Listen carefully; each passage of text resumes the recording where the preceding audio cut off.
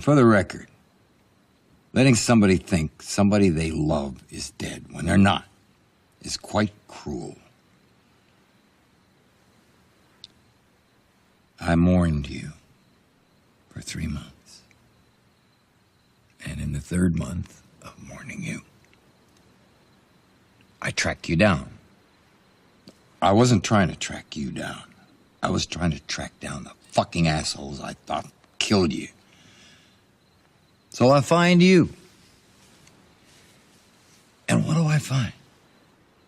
Not only are you not dead, you're getting married to some fucking jerk.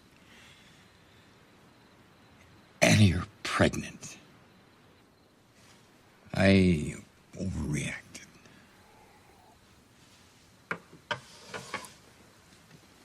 You overreacted? Is that your explanation? No, I didn't say I was going to explain myself. I said I was going to tell you the truth.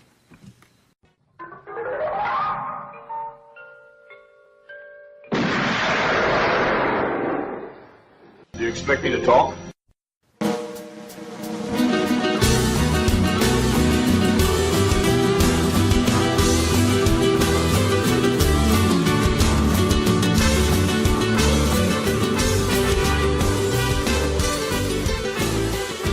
And welcome to episode 106 of Do You Expect Us to Talk?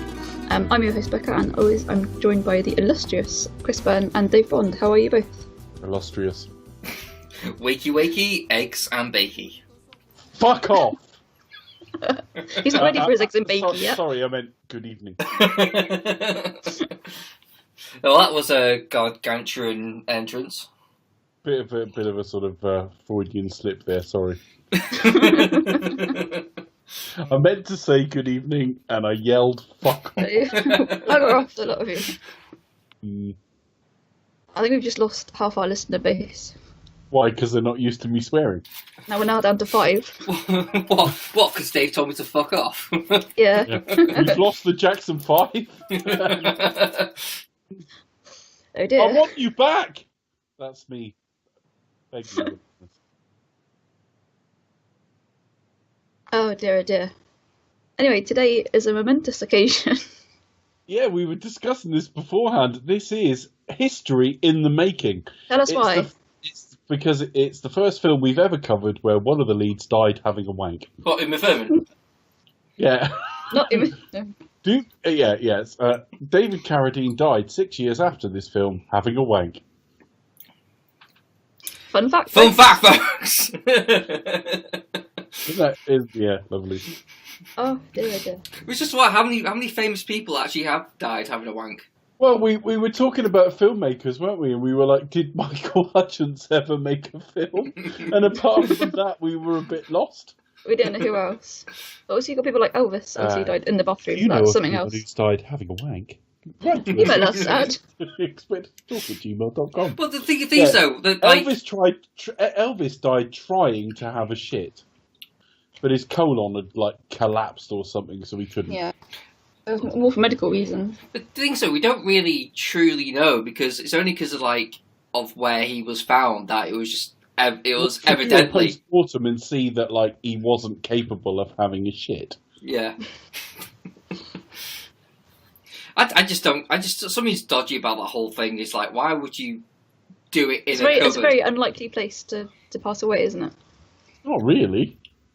I mean, you kind of exert yourself in there, don't you? You think it might be somewhere you're a bit vulnerable. You had a heart attack and then... Yeah, exactly. Well, I guess it's private, if all things. Yeah. No, nobody's going to walk in on you. To be fair, I Eventually. think he'd had about 22 burgers in the previous 6 hours, so Yeah, he had eaten quite a lot. Yeah. We're talking about an embarrassing death there, whereas David Carradine just died trying to asphyxiate himself whilst having a wank. Yeah, there was talk about possibly maybe it was suspicious, of where, but I don't know. Go on together. We're suspicious. Yeah. Yeah, so a first for Do You Expect Us to Talk? Anytime you watch Kill Bill in future, just remember he died with a rope around his neck having a wank. That's your lasting image. Yeah. Warren Beatty is still around. So many times in this film, I wished it was Warren Beatty. Not having a whack. Giving the wrong name at the Oscars, but there you are. But they did it right this time, so it was alright. Actually, no, to be fair, it actually wasn't him. He got the blame. He just read.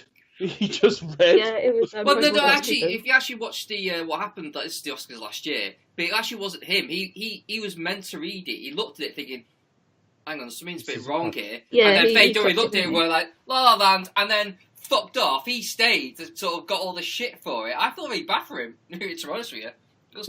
I blame Faye Dunaway. I mean, if that had been David Carradine, he'd have jerked off the wrong cock. he would just have wanked off and fucked off, really.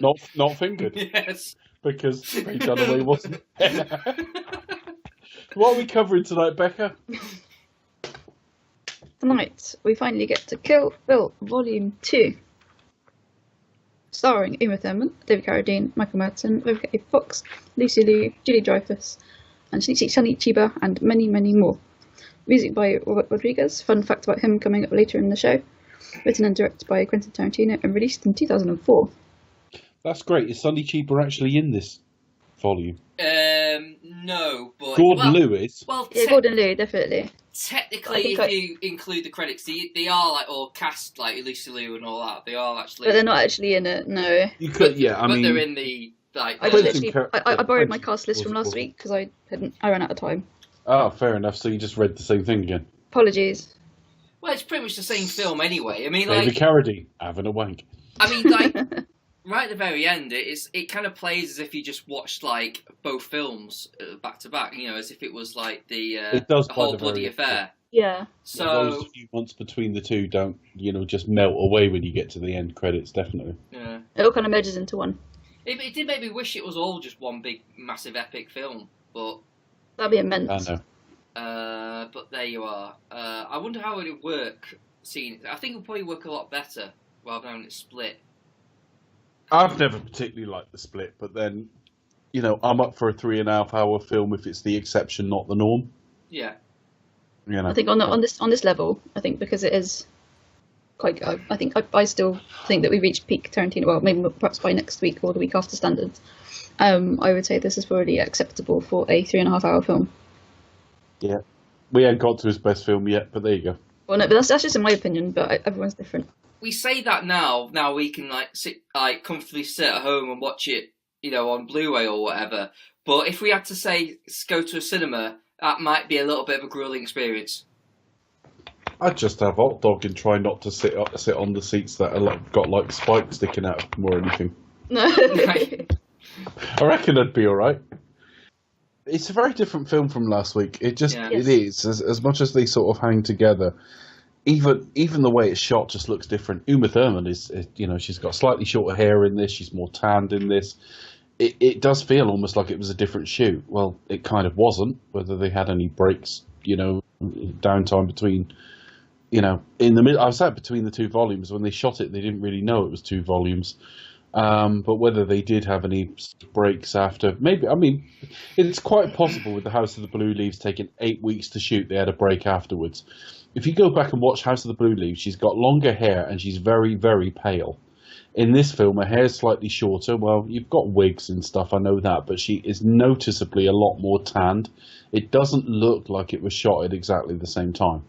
I do pick up your point that she does look different. She's got a different haircut for starters, and yeah, she does look more tan. Maybe because of of where she goes to meet Bud, and she's picked up a tan on the way. Maybe. But, it doesn't take that long to tan. No. But you only got a few days. Even though she's got but never mind. It is an odd thing, though, isn't it? You think why bother? We just have it be what it is. But yeah, I don't know. Or maybe there was a break and she had a bit of a tan and he just didn't pick it up. I don't know. No idea. Did you notice Michael Parks in this film? I did. But I knew that anyway. I didn't read his name out in the credits. Did you? Becca? I noticed him, yes. Who did he play in this film? I can't remember his name. Esteban Vijallo. Esteban, that's the one. Aha. Legendary character. I didn't know at the time. Did not notice at the time at all. No. I had to look it up. I generally And this one is in thought, it as well. and I don't mean to sound like offensive here, but I just thought it was some Spanish actor, like some random Spanish actor I didn't know anything about. I was like, oh right, okay, it's some random dude I don't know it's anything Michael about. Park, No, Michael Parks, some white American. Some Yeah. white American dude. Totally different vibe.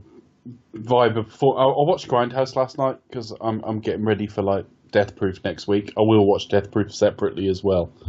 And yeah, you cannot tell that's the same guy unless you absolutely know what you're looking for. It's just testament to his versatility as an actor, I guess. Absolutely. And he does have like command. He still has charisma, even though he's doing like a Spanish accent almost. He is still very, very. He stands out, doesn't he? Yeah, I know. He's all like ladies. Minky Pinky. Action Pompo. I know. Scorchio. American, obviously, it had to be redubbed for American audiences because they Scorchio. didn't know who Chris Waddle was. They had to replace that with Google who Chris Waddle was. John Madden. El Presidente. Yeah. I struggle with this film. The original, the first volume came out in October. We waited for this, expecting it to be early February, something like February the 10th, I think it was going to be. By the time it turned up, it was either April or May. I forget which. I think it was early now. I think it was March. I think it was either March or April, but you're probably April. It was either April or May, I promise you, because March would have been, that's just slipped a month. It slipped more than that. Yeah. He had problems with the soundtrack. He didn't know what he wanted to put against things. Some of that was alleviated when Robert Rodriguez approached him and said, "I'll write you a score." I think it may well be he charged him $1 for the score. Who did that for $1? And then later on, he did a scene for Robert Rodriguez. Quentin did for Sin City and charged him $1 in return to do that scene. If we ever cover Sin City, I'll tell you what scene it was. Otherwise, it doesn't really matter. And then it came out, and I just found all of the scenes in this film kind of outstaying their welcome. All of them. From the very first scene, we're at the chapel forever. Now, years later, when I know what's in that scene, and I'm not aching for it to speed along so I can find out what's going to happen, I can kind of enjoy it a little bit more, and it is beautifully shot. I mean, shooting in black and white isn't just a question of like turning the color off. That I got really pissed off when things like Logan and Mad Max Fury Road came out in black and white, black and chrome edition, and people would say, "Oh, just turn the color off," and it's like, no, that's not. Not as simple as that. That's not how you grade a fucking film. To be fair. No. The black and white in this looks really, really nice. But all of the scenes kind of outstay their welcome. There's more Micheal Madsen in this film. That's never a good thing. I think he's really good in this. I don't like him in this film. It's funny because on the day of recording, Jim Bowen died, and just before recording, I said Micheal Madsen in this film looks like a Bullseye contestant. Also, sadly, we recently lost Ken Dodd and Professor Stephen Hawking. So. Yeah, he doesn't look like a contestant on either of those. No. But he does look like a Bullseye contestant. He does a little bit, that's true. Yeah, really, really kind of trailer trash, literally, because he lives in a trailer. But hopefully we don't kill Micheal Madsen off. I'm kind of ambivalent on that. But anyway. I am not. Would you not feel guilty now if Micheal Madsen turned out dead? I would be like, oh my god. Poured it on himself. It is the curse of Deepest Talk. But all the stuff at his nightclub ain't great, where he's losing his job. I just don't really enjoy any of that. Some of the sort of deconstructing of both the bride and her exploits in the first film is good. As much as I don't like the whole Beatrix Kiddo thing, does deconstruct her quite interestingly. She was this kind of, woman with no name, if you like, and suddenly she's got like not a very cool name at all. The Crazy 88, such a cool name. And Bill's like, they probably just thought it sounded cool. I think the 88 like the number of it does have some significance as well, and I shall endeavour to find out what their significance is. I mean, it could have been that they were originally 88 of them, but some of them left or got exactly. killed, and then they thought, oh well, I'm not changing the name. Who knows? Well, it's like the 5-point exploding palm technique, whatever it is, and originally that was like a 10-point aspect, but now they whittled it down to 5, and they needed to cut 15 seconds off the running time of the film. Yes. Yeah, So I cut it down to the 5. And the thing, the emblematic. If I had to pick one thing in this film that was emblematic of the problems with it, I would pick Bill's Superman speech. Because, firstly, everything he says is bollocks.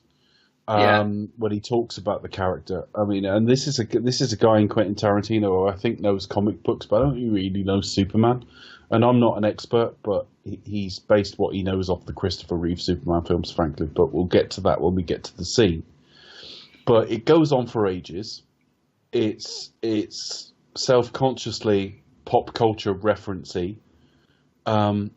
It sounds like someone trying to emulate Tarantino. They've seen Crimson Tide and they've seen a few other films and they've gone, oh, he knows a bit about comic books. You know, they've seen Reservoir Dogs with Silver Surfer posters on the wall and stuff, and they've gone, oh yeah, he knows comic books. So if you were mimicking him, you would do a scene like that, and it goes on forever. When we get to next week's film, we're going to get to another film where the dialogue's a little bit like that. They all sound a bit like Quentin Tarantino, but the dialogue's not that good. After that, we do have The Way Bill Dies, and The Way Bill Dies is kind of fucking lazy and half-assed. So after part 1, it was a massive, massive disappointment. Having said that, it's really beautiful, this film. I mean, she's buried alive at one point. When she gets herself out of that, there's a long period of her walking back towards basically Bud's trailer, and everything in that just looks gorgeous. It really does. All the stuff with Pai Mei is absolutely outstanding. I noted earlier on how good the Foley work is on this film. I mean, just the little sort of incidental sound they've put in the film is really interesting and really, really well done. So it's not without merit, but there was a period of time where, I mean, he changes his mind a lot, but I heard Tarantino interviews where he said he felt Kill Bill 2 was his best film. And he said that probably before Inglourious Basterds, so he probably said it after about 5 films, if you count Kill Bill as one, if you like. He always says that. No, he doesn't. He really, really doesn't. He doesn't. I've only ever heard him say it a couple of times. He said it about this film, but years later he said it about one of his later films. But he said he changed his mind from Reservoir Dogs, which I'd never heard him say before. So if he's done like 9 films, I guess, if you count the Kill Bills as 2, and I guess you have to if he's saying Kill Bill 2, he's isolating that one. Then he's probably said it about three of his films, which if he thinks either is his best or his favourite, over time. And I think he's bang wrong when he said it about this. I think this was the first Quentin Tarantino film I was massively disappointed by. I was really fucking bored by it. What do you guys think? Becca, what do you think? Yeah, I don't know. I kind of mixed feelings towards this one. I think after the first film was so kind of really struck a chord. It kind of didn't quite live up to the hype at the time. So watching it again, you can kind of see how it falls apart. I would perhaps argue that some of his, I mean, Inglourious Basterds, I think again was excellent, but certainly in terms of like Hateful Eight, for example, I remember going to see that at the cinema and I just thought he was very self-indulgent. Cool. I'll explain to you in a few weeks' time why you're totally wrong. Well, but I think performances are really great. I love the setting, the costumes, and the whole twisty-turny plot. And it's always good to see sort of cast that you can assemble. I was getting towards it, like, just because of the running time, literally just the length of it, which means. In all honesty, right, I've never, as much as you say the costumes, I've never watched a film I don't like and thought, but the coats are nice. It's one of those things where you start noticing. I mean, I sort of notice those things anyway, but I mean, there's an argument that says, like, once you start noticing like the costumes and that sort of thing, it takes you out of the film. It takes you out of the fact that you're very aware. To quote Peter Griffin, I'm very aware that you're watching a film. I would say that the film probably isn't doing its job Exactly, if if you're you're looking at the focusing minutiae. on if you're focusing on the other aspects. I mean, maybe if you've seen it like a few times before and you kind of like you kind of You can switch off, and then you can start to notice the costumes and things like that. But no, like for example, because I sort of struggled with the running time, and so I did start to pick up on all that bit of detail here, and just obviously because I sort of done the American Studies degree sort of thing, so I was thinking, oh, is it historically accurate? Blah, blah, blah, blah. Did you literally go rah, rah, rah, rah, rah? No, just like blah blah blah blah. But so it makes sense really. I think if I was to kind of rank them, I would say I enjoyed Volume 1 more than Volume 2. I'll say last time we didn't mention Shaw Brothers. This is probably the most Shaw Brothers homage that Tarantino does throughout this two-film arc, as it were. I do love the black and white. Also, I've liked the black and white cinema as well. So I do, like you were saying, it's not just a case of turning the colour off. There's grading, and there's a whole art form in itself. I think that's quite why I enjoy Sin City as well. Obviously, uber violence, but you've got the cartoon aspect and black and white as well, so that kind of mixes it up a little bit. But I would say this is Volume 2 is my least favourite of the two films. But there's still aspects of it that I could enjoy, but just not as much as the first film, sadly. Yeah, I'm kind of with you guys with this, really. I mean, I think I'll probably like it a bit more, though. I think it's one of those films where I kind of liked it more as it went on. I mean, I think I was kind of disappointed first time around because I think we were all expecting like something very much more an action based, like we saw with Volume 1. This time round, it was just very much like a come down, and I think that was probably one of the problems with this. It's like it's basically a big long feature length film that's been cut in two, and we've had all the big massive exciting spectacles type stuff at the beginning. But we had it months before. Yeah, and now we've just got like the come down half of the film, and where there's no spectacle or like big set piece as such, which I think probably the film needed to at least work, at least somewhere. And if I'm not saying it had to be with Bill, but I'm saying it needed something to kind of sell the film on, because I think particularly remember at the time there was the publicity for it. It was just kind of like was just sold as like it's the next Kill Bill, and there was very little you actually saw of it. I mean, a lot of it was just Uma Thurman just talking to the camera as she was driving. Yeah. I remember that. So that was maybe would have been like a clue to say like there's probably not a lot of action here. We've got no money shots in this to show you. Pretty much, yeah. Not that I would expect money shots in this, to be fair. Yeah.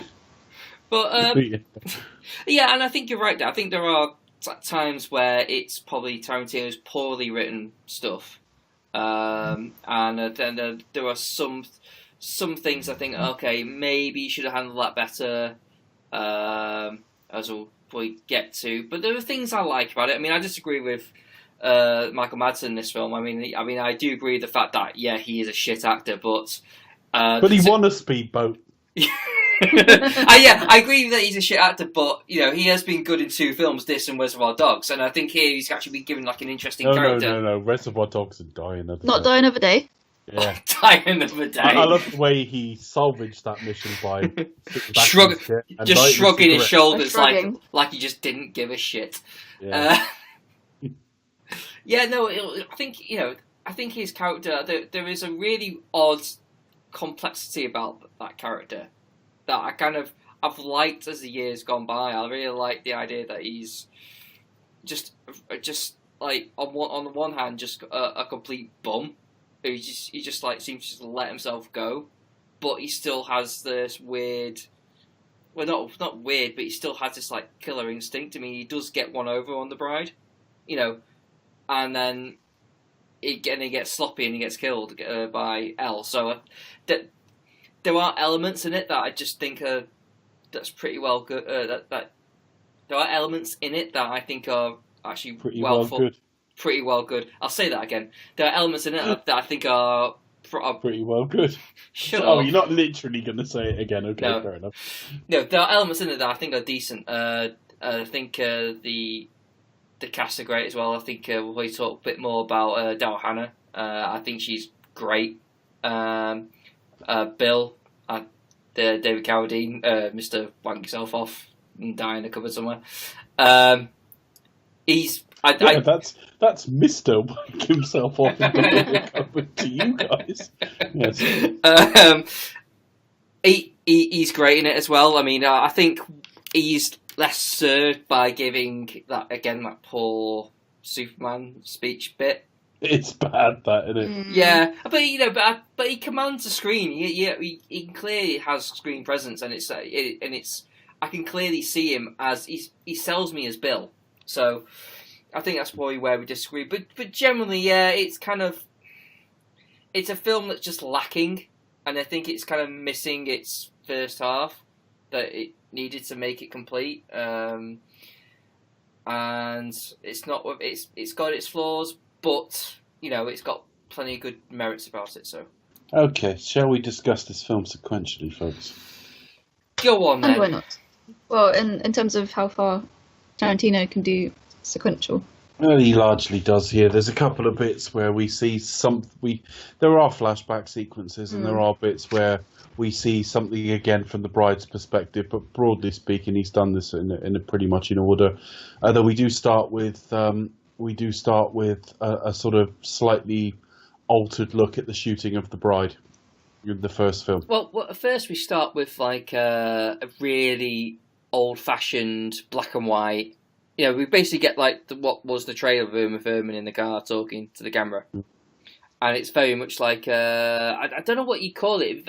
It's very much of like old school 50s vibe. It is like process photography. They tend to refer to. Yeah. But again, it's got that the score behind it as well is very. I don't know where would you call it. What era or what kind of? I really don't know. I don't quite know. I don't really quite know what to make of it. But it's just reintroducing it, and again, for it being the sort of second film, and it's been a few months since the first one, didn't really have a problem with this. Yeah. But I thought it started with the her being shot, because it cuts to her and it says, "Look dead, didn't I?" Yeah. But yeah. So she's on her way to Bill at that point. Yeah, and then we do get like the basically what actually happened at that chapel. We kind of get a roundup, and it's all shot on black and white. Everything about this film was just advertised in a way that was almost like designed to piss me off. Because like I read, Samuel L. Jackson will be appearing in Kill Bill 2. I thought, oh, that's really cool. And then basically he sat at a piano and said, "Fuck all." It's like, all right, brilliant, thanks then. This went on for fucking ever. It looked good, apart from the fact she's marrying Billy Idol. Billy Idol. Well, he's not even that cool, to be fair. No, he's not actually. She's marrying someone you wouldn't believe in a million years she would marry. And I guess maybe that's the point, because it is literally just. I mean, it's one of the problems with the Kill Bill films is I struggle to think she's literally got pregnant and within like 9 months she's marrying someone. Yeah. I just kind of okay. That's and is he meant to believe that it's his kid as well? We don't know. He does come across as a good guy, so maybe he would take on like another kid. Well, it's not taking on someone's kid, it's taking on someone who's pregnant. Taking on someone's kid isn't that fucking heroic, but when someone's literally just fallen pregnant, maybe that's a tough ask. But, maybe it's just the blandness of the actor. No offense, I'm sorry to whoever the actor is, but... Billy Idol. It's Billy Idol. But he just strikes me as so. It's just like, how did you land a gig in acting? I just don't. He auditioned and they wanted more. But clearly, the only thing this does sell is two things. Did he come in the right dress and think it's a nice day for a white wedding? Hey, well done. Beat me to it. He beat you to it by a long way, though, I reckon. The only two things this film sells before Bill turns up, to me, is firstly, it does sell that kind of empty life she's had because she's got no one. There's no one who's going to be on her side of the aisle. And the second thing is how talented an actress and how wasted she's been in her career in a lot of ways. Uma Thurman has been. Yeah. Because just looks so relieved, happy.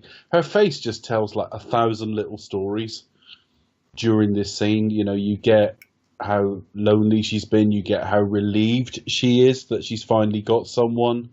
She looks younger in a bizarre way, and I think that's kind of like almost the lifting of like the stress her life's been to this point.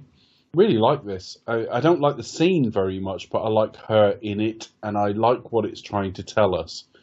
As soon as Bill turns up, yes, the Bill stuff goes on too long as well, but at least I see a bit of chemistry between him and Uma Thurman, and it's beautifully shot. It is shot like a Western. Yeah, you hear like Bill's flute, and that scene where she's walking outside chapel. I just thought The Searchers, all that kind of typical Western shot. Where they're like, Westerns frequently, particularly like a Leone, you get close-ins on his faces, but they're shot wide as well. And he does all of that, and Tarantino's good at that stuff. I can see a lot of Westerns in his kind of, not that I'm an expert on that genre, but I can see a lot of that sort of thing influencing him. I do think it's cool that he plays this kind of flute thing and not like the ukulele. You know, a banjo. When I'm cleaning windows, oh fuck, it's Bill. It's just a shame it's not a jazz flute. He could have like beat one burgers a bunch. Well, yeah, he just appears under the pew. That's the best bit. That's the funniest bit of his head just appears under the pew. He just casually pulls it under his sleeve. Well, I didn't really come prepared, you know. It's the bit where he's doing like the fucking solo, and he appears under the door of the cubicle. And I would love to. The first they saw a Bill, he appears under the pew. His head just pops out. And I want to watch Anchorman now. Hang on. Got to see if it's on Amazon while I'm looking at it. All right, go on. Yeah, so they go out. They have a conversation. And there's a bit of she's a bit uneasy. He's like almost this like mixed emotion because she's like kind of pleased to see him, but kind of like dubious about shit. What's gonna happen now? And he kind of promises, well, and I've been nice, but I'll promise to be sweet. And it seems to be going. We know what's going to happen anyway, but from her perspective, it seems to be going like, oh well, he's kind of cool with it, kind of. So he actually meets the groom to be, and I'm trying to sell off that he's his dad. I'll say it again. And she tries to sell off that he's her father, which I think kind of plays kind of well. You can almost buy him as a... It's very... it reminds me of Terminator 2, where they introduced the T-1800 as, like, fucking Uncle Bob. Yeah. Because it comes out of the blue, and no one looks particularly comfortable playing that role. It's okay. It just goes on forever. This scene is so long. I mean, bear in mind they've cast Samuel L. Jackson in it, who does like 6 films a year. So I mean, he does an awful lot of Drek, but at the same time, he is a big, big name. And as much as people will do anything for Quentin if they work with him, I mean, they've even crammed him into this scene, and he's a tiny part of this scene. It tells you how long it goes on for. Yeah, I mean, this film is actually longer than the first one. A lot longer. It's something like 2.5 hours. The first one was something like 140, 150, something around there. I don't think it's quite 2.5 hours. I think it's like 2 hours 10, maybe 2 hours 15. I'm just going to look it up now, actually. But yeah, the one is like 150, Kill Bill 1. So it's 136 minutes, so we're looking like just over 215.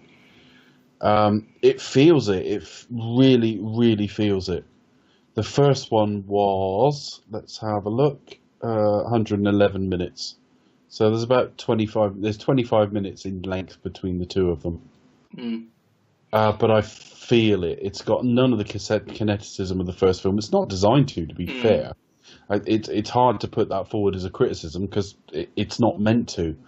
But the film struggles in its running. It really, really does. To me, anyway.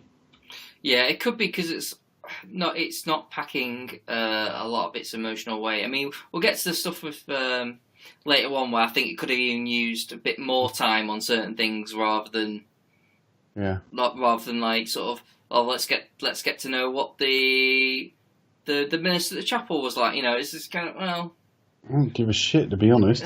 It doesn't really matter. I mean, look, him and his wife are running it, and they've got Rufus on the fucking piano. And I do like the idea that Rufus is Samuel L. Jackson because it is just but I guess it's just a cameo. It's just one of those things. Those things when you watch the first film, it's even that shot that poor piano player, and then the next film you find out it was actually Samuel L. Jackson. It was kind of like a little sort of. Well, not a little nod, but it was just basically just a cameo, really. Just like it's a cameo. I've got no problem with him having a cameo, but it just feels long. And the film can't rise and fall on its marketing. So the fact that they went, Samuel L. Jackson in it, the fact that that's a letdown shouldn't really damage the film. But like I say, the scene just goes on forever. I feel like we've been talking about it forever. We're communicating almost nothing in this scene. Other than we get a little bit of sort of flavour around what happened just before she was killed. Yeah, we basically get an intro to Bill. She wasn't killed, but you know what I mean. They thought she was killed. We get a proper intro to Bill. Yeah, and he plays jazz flute. Yeah, and yeah, and then we see him go in with machine guns and just shoot everyone. Well, on the outside. Well, yeah. Mind you, if he's been on Bullseye and he's the dark player, he probably has pretty good aim. Look it up. If you're not from this country, look up Bullseye on YouTube. It's the bizarrest fucking idea for a game show you've ever fucking seen. It really is. It's very odd. It is, but it was really, really fucking working class. But then the sport it's based around is as well. Yeah, but it's very popular though. It was. And almost every week they won or didn't win a speedboat. Anyway, it's really random. Like we were talking about this today. It's like a lot of people have died recently, and like how bizarrely, obviously, like talking about Jim Bowen. It's like how odd a speedboat was how bizarre. Yeah. Would, you'd have two guys on the show from somewhere completely landlocked and hundreds of miles from water who won a speedboat. Bizarre. It's like, what do you do with that then? Right, so we come out of this sequence. We go on to sort of we come back to sort of present day. We are post Kill Bill 1, so she's already killed Oren and Vanita, and she's heading for Bud, basically. Yeah, and we pick up to Bud with Bill, and Bill's there at Bud's trailer, sort of telling her what's happened. Bill and Bud are brothers. I totally don't buy that at all. They don't fucking look remotely alike. They must be adopted. I haven't got a clue how that works, but okay, fair enough. Brother from another lover, maybe. Different generation, different everything. The guy from Kung Fu and a contestant on Bullseye. I don't see it. But all right. Oh, poor Micheal Madsen. Anyway, have a look what you could have won. It's a Hattori Hanzel. So he's warning him about basically Beatrix, which is a stupid name anyway. Do you know, I feel really guilty. Had we done this on our original time frame, this review, we'd have done this about 3 weeks ago or 4 weeks ago, and I probably still would have pointed out that he looked like a Bullseye contestant, and then Jim Bowen would have died today, and we would have thought we killed him. So I'm actually quite relieved. I'm quite relieved we recorded this like the day after Jim Bowen died. Yeah, we get back around. Do we get Bud at work and all that kind of shit?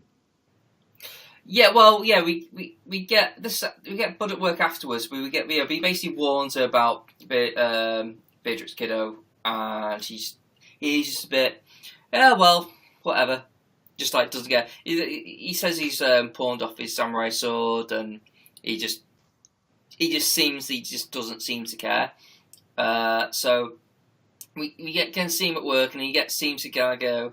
He turns up late and seems to have like a kind of very just like really relaxed attitude, but seems to get shit on by everyone, which is an odd premise for a guy who's supposedly a badass. Not only that, you'd imagine some of their killings are like contract work. He should be worth some money.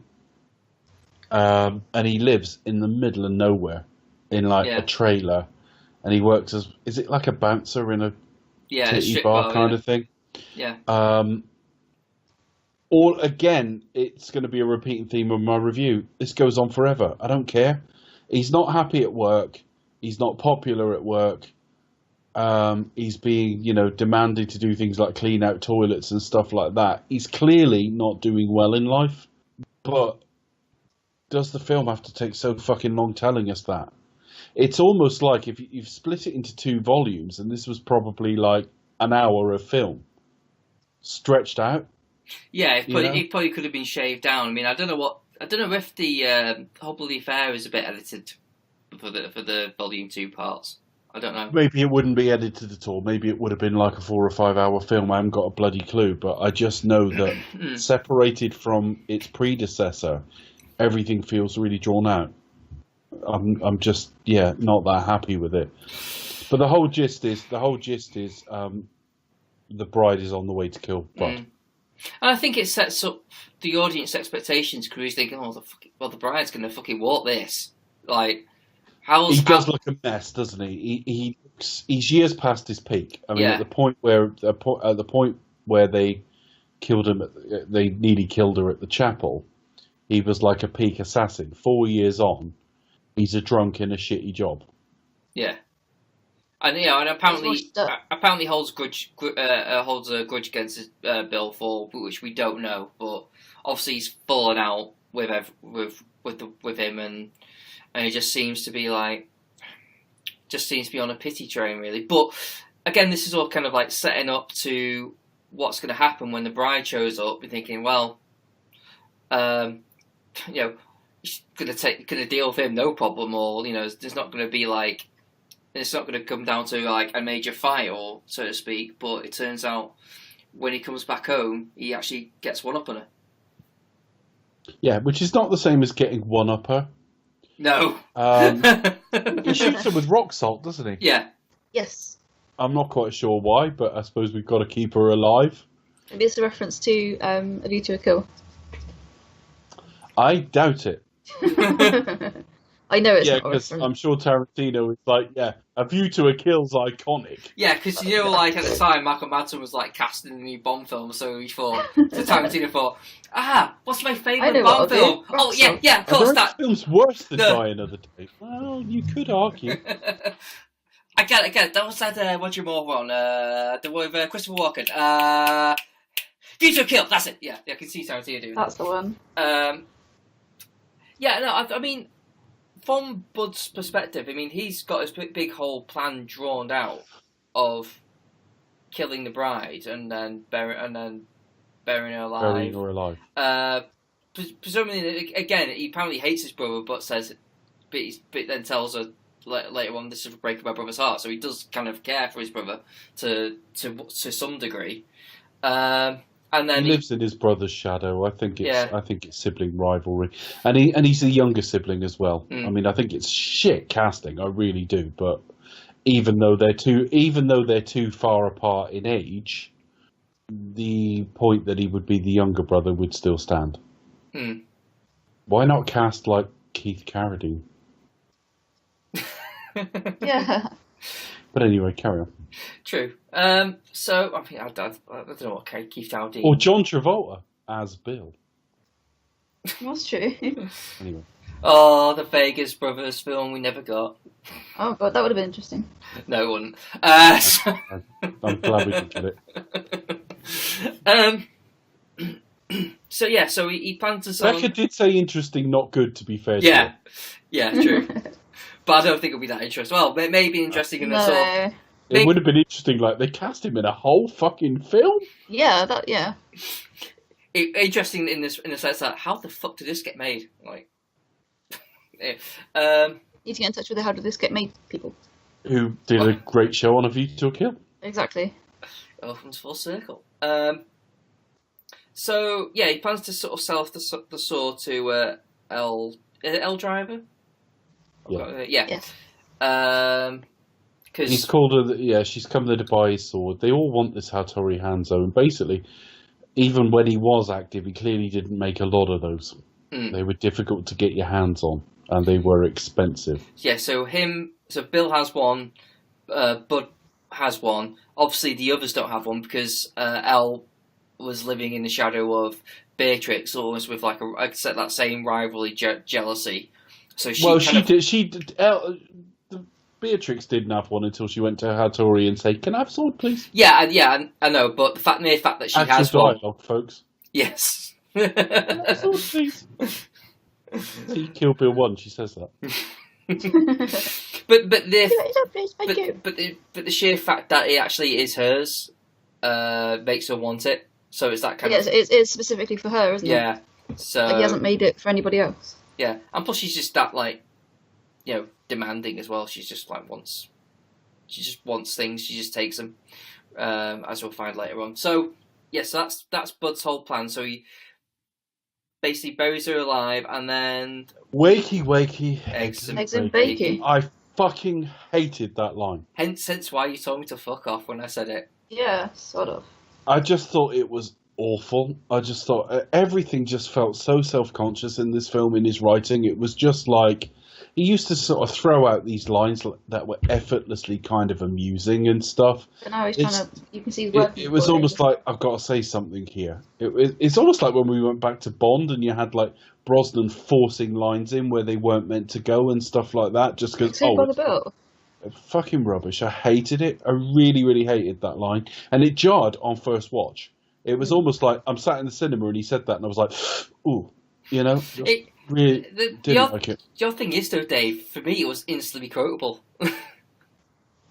So it kind of works. So it kind of works differently. I bet you delivered it better though. I don't like the actor very much, obviously, but like the last thing, Micheal Madsen does have his uses and his talents for everything I've said. He's not designed for like delivering lines, really. Certainly not like quips. I don't like it. But he does bury her alive, and that leads us to the whole background of the Pai Mei stuff. With Gordon Liu again, who was Johnny Moe last week. Yeah, so we get Uma Thurman flashback. It all goes flashback now. Uma Thurman, probably the best bit of the film. What, the Pai Mei stuff? Yeah. Definitely. Because suddenly he's alive again as a filmmaker. You can feel all the Eastern influences in the camera work, the Foley work. Pai Mei is a character from Eastern cinema. Gordon Liu, as the actor, fought that character in another film and stuff like that. So suddenly the whole thing's alive again. I mean, there's a scene around a campfire with Bill and the bride before that. And they've got real chemistry. I like that. I like David Carradine in that scene as well. Yeah. But all the Pai Mei stuff, it's desaturated and grainy, but that's almost like to imply it's old, really. It's like some time ago. I love all this. I think this is absolutely brilliant, all of it. Because Uma Thurman's like looking at David Carradine just like proper like girls' school crush eyes, really, isn't she? She's probably just like mesmerised by... She plays...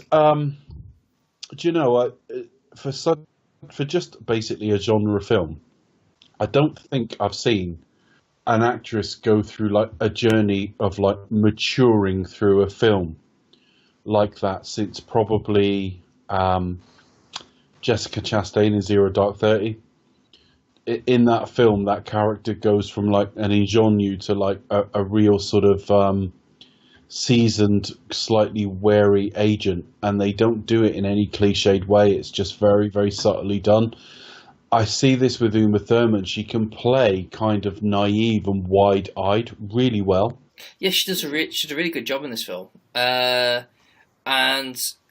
I if I had to, it's funny, if I had to pick one of my main faults of it, and I think what really kind of just underpins the film slightly is I could have done a bit more Pai Mei stuff. Definitely. Just because the idea that, I mean, bear in mind, I am jumping ahead here. The idea that out of all the people that Pai Mei teaches the exploding 5-palm trick thingy, I'm not going to get it right. I don't really care, to be honest with you. The 5-point palm heart exploding. There you are. Technique. Yeah, what Becca said. The mere fact that Pai Mei chose... There are super fans out there going, you can't get the name right, you've been infidels. Yes, but I refer you to my earlier comment during Star Wars. It's free, so fuck off. Precisely. The mere fact that Pai Mei decided to teach Uma Thurman how that trick, as opposed to anyone else, it just isn't quite sold to me. It's left that's more... all that's handy, isn't it? Yeah, it's left as like a surprise more, but I mean, I suppose it should be a surprise, but at the same time, it should be a surprise that really goes like, oh, yeah, of course, because, like, we get that. Here, it just kind of relies on the old cliche, really. It's like, well, it's a cliche of that happening, so we, of the wise master who kind of, like, trains the once disobedient students to become this... The thing I didn't buy in it as well is, we talked last week about the casting of Daryl Hannah, in that, as great as she is, she's older than you would naturally expect. But then further on in the show, I was like, oh, well, perhaps she was like a predecessor. She was literally the bride before the bride was the bride. Mm. But then later we find out she killed Pai Mei, so she was after the bride, which doesn't kind of make sense to me. I always bought a little bit... How old is Daryl Hannah in comparison to Uma Thurman? Daryl Hannah was born in about 10 years older, I think. Oh, really? Yeah, Daryl Hannah, I think, was born in 1960, and I think, without looking, Uma Thurman was born in 1970. She looks great, Daryl Hannah, in it. She does. I've got no problem with her in it. I think she's absolutely terrific, and she's only early 40s at this point. Mm. But bear in mind, Uma Thurman's early 30s at this point. And I always bought that, like, I mean, they tried to kill her because Bill said, try to kill her, go kill her. But I also always felt that there was a little bit of jealousy from the rest of the Deadly Viper assassination squad towards her, because she was like the new hot young fucking thing. Yeah. I always bought it as a bit of jealousy, so it doesn't actually kind of make sense that she was trained by Pai Mei earlier. I mean, to be honest, we haven't really got full context though. Like, not everyone goes to see Pai Mei. You know what I mean? I mean, I don't think Bill or... Yeah, you got to suck Bill's cock to get that. Well, yeah, but it could be like that. I mean, it could be the fact that, Pai Mei's one of those, like... I don't want to watch Bud earning his... Well, yeah, I can't...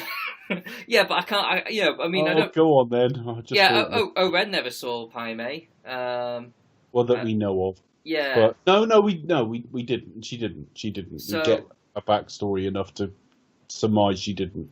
So I think Pai Mei was like one of the vast people that he knows who can train people, and it's like it may be like the one person who he knows who can like sort of get the best out of people who who he thinks who need it. So like someone who like Beatrix Kiddo, who is really young, and as you said, like, you're kind of wise beyond your years, but he kind of sees, like, yes, but if Pai Mei trains you, could get you to that level.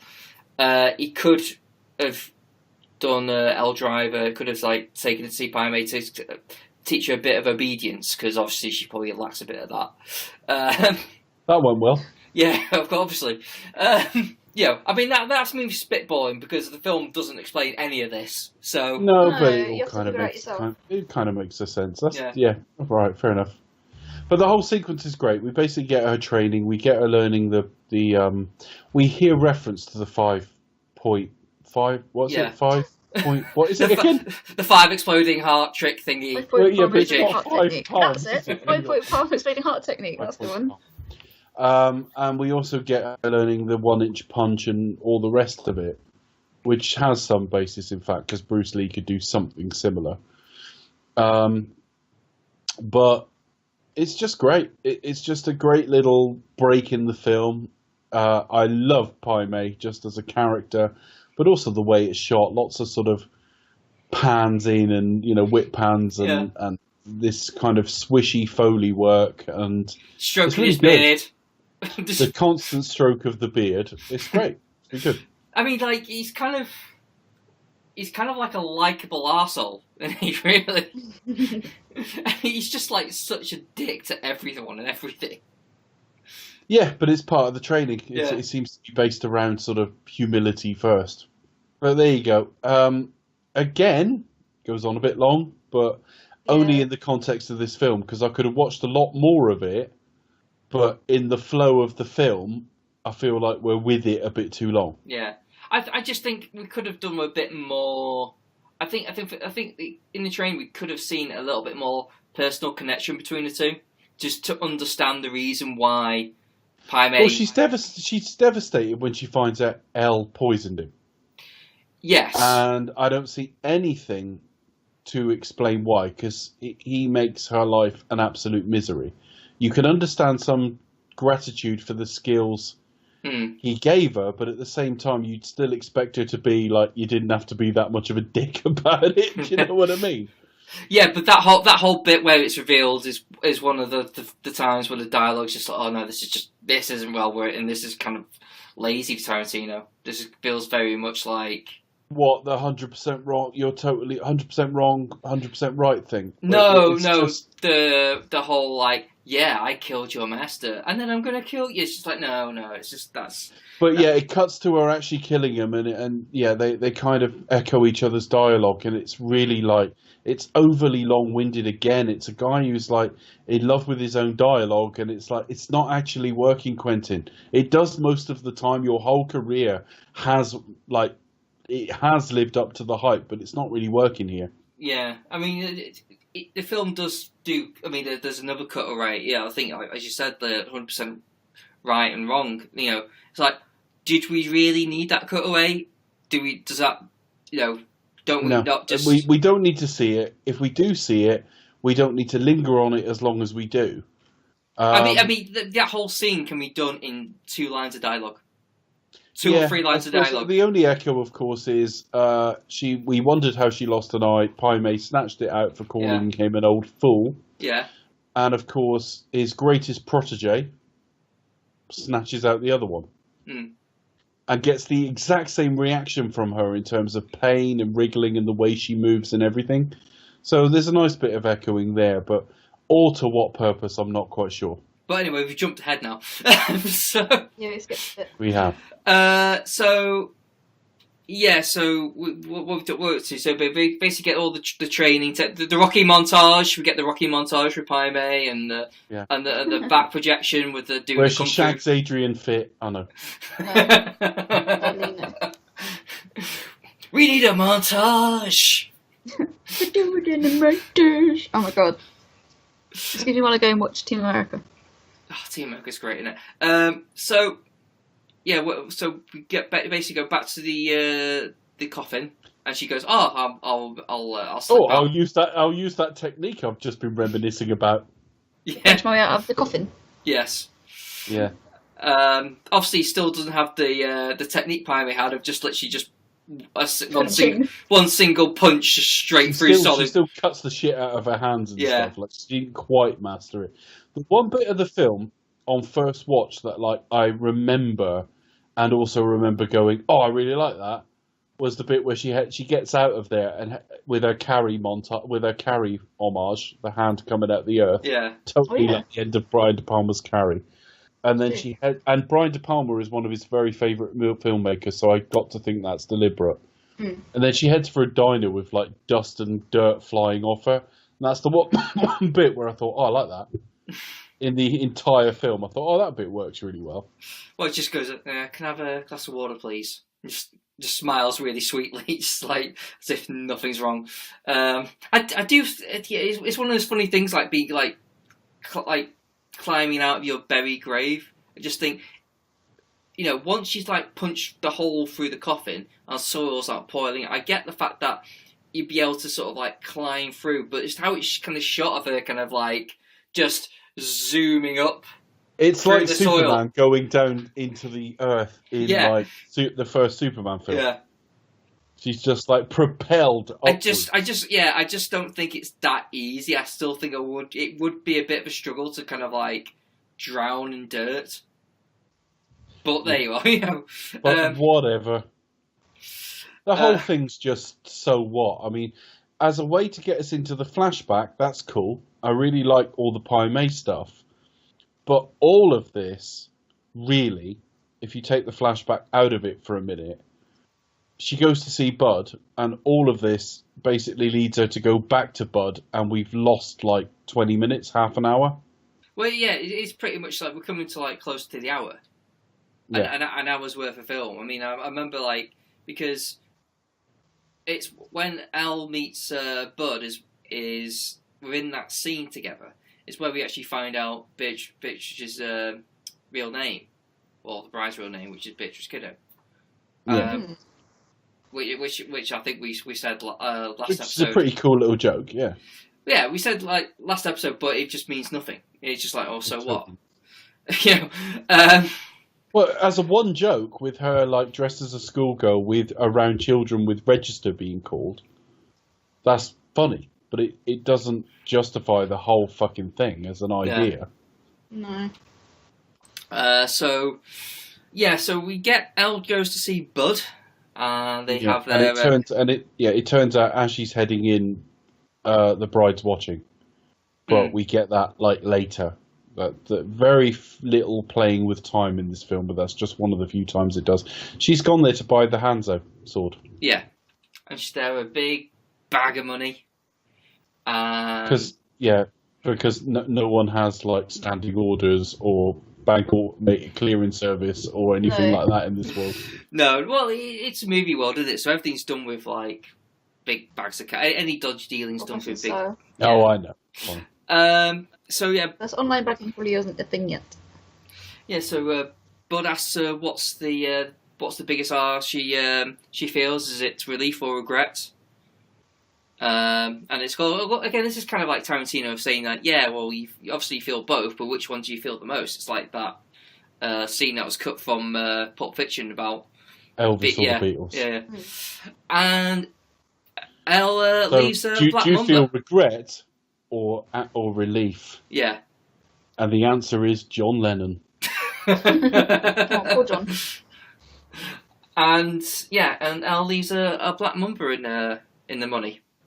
Yeah. Which just what a load of fucking bollocks that is, but fair enough.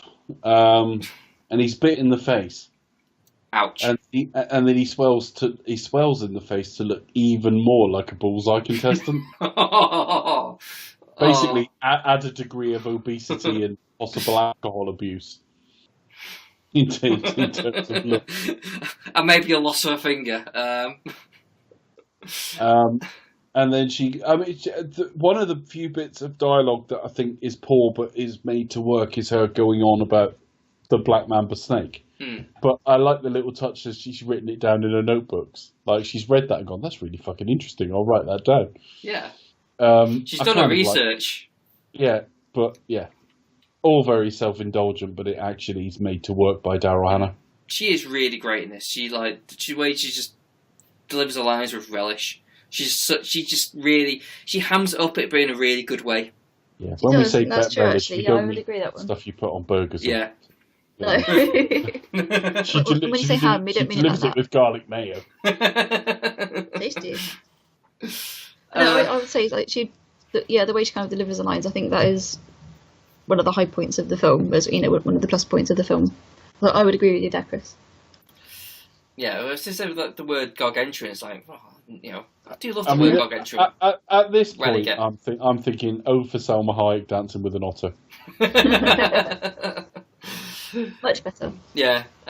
So yeah, she goes, okay, well, I've got my sword, I've got my money, and then she opens the door, and basically the bride comes flying in it like sideways. As you do. It's a bit like Hong Kong Phooey flying out of his fucking like filing cabinet. Now this sequence, he had a way he wanted to shoot it. and then he saw Jackass the movie and changed his mind. I don't know if that's a good idea or not. Was this going to be a more eloquent fight sequence? I think so. Yeah, I think he made it more slapstick after watching Jackass. See, I think it kind of works because they are in a trailer home, so it kind So of. you're limited for room and you're grabbing whatever's to hand and all that. I think it works okay, actually. I really do. And plus, it's like there's an element of like bitch fight as well, where it's two girls going at it. Yeah. Sorry, I'm thinking about two girls going at it. Yeah. Yeah. Anyway, carry on. It's a pretty decent fight. I mean, it's like the problem is I'm damning all the good bits with faint praise. This is pretty good. It's okay. The snatch of the eye is really good. That's quite clever. Yeah. It's a bit obviously grim what happens, but I think it's done in a cool way. Mm. And I love her stepping on the eye as well. Yeah, cool. I like the idea that of Bud actually not selling his sword. It was always there as a kind of like a. Oh.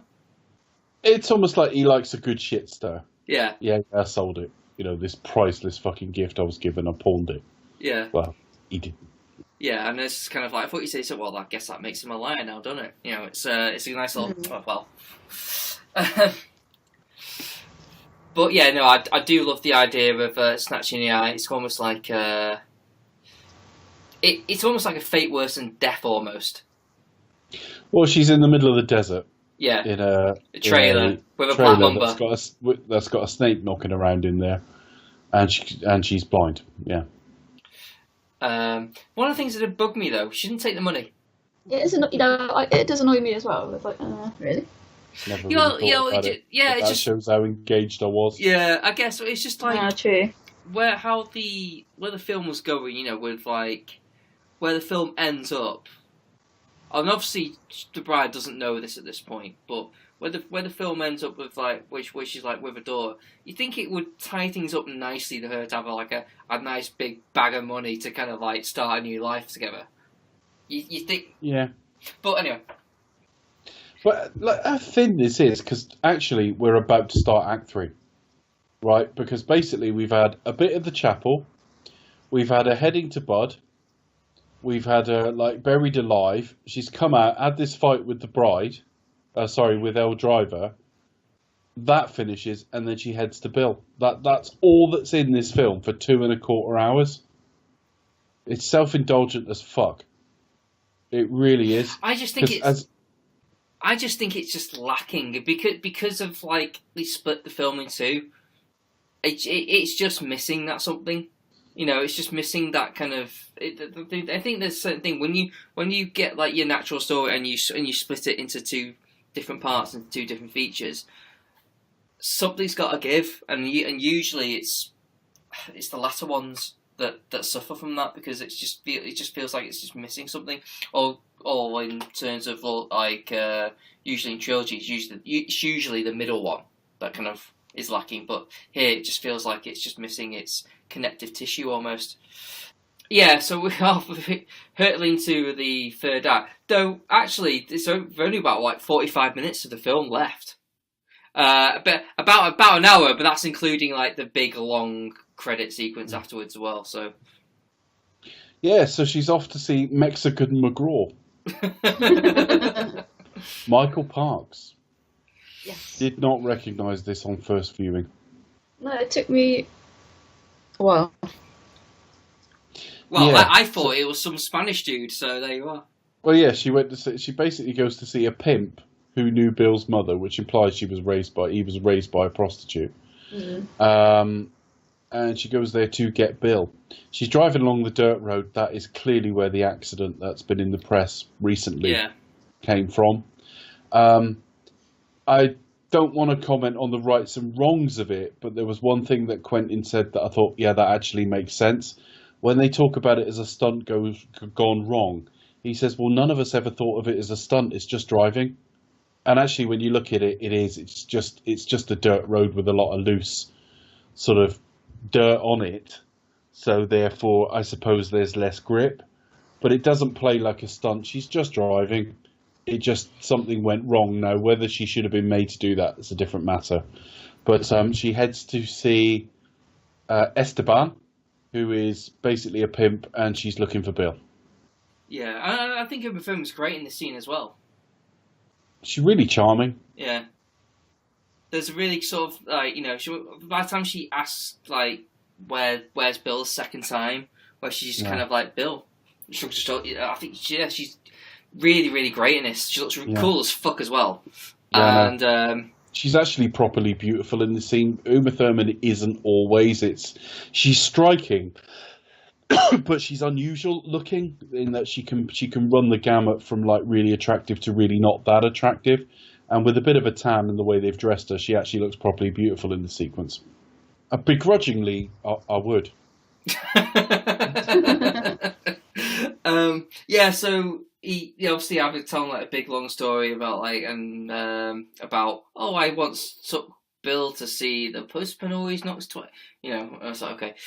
And he makes a comment of the fact that, oh well, you know, that's a bit harsh shooting your head out. I just would have cut your face.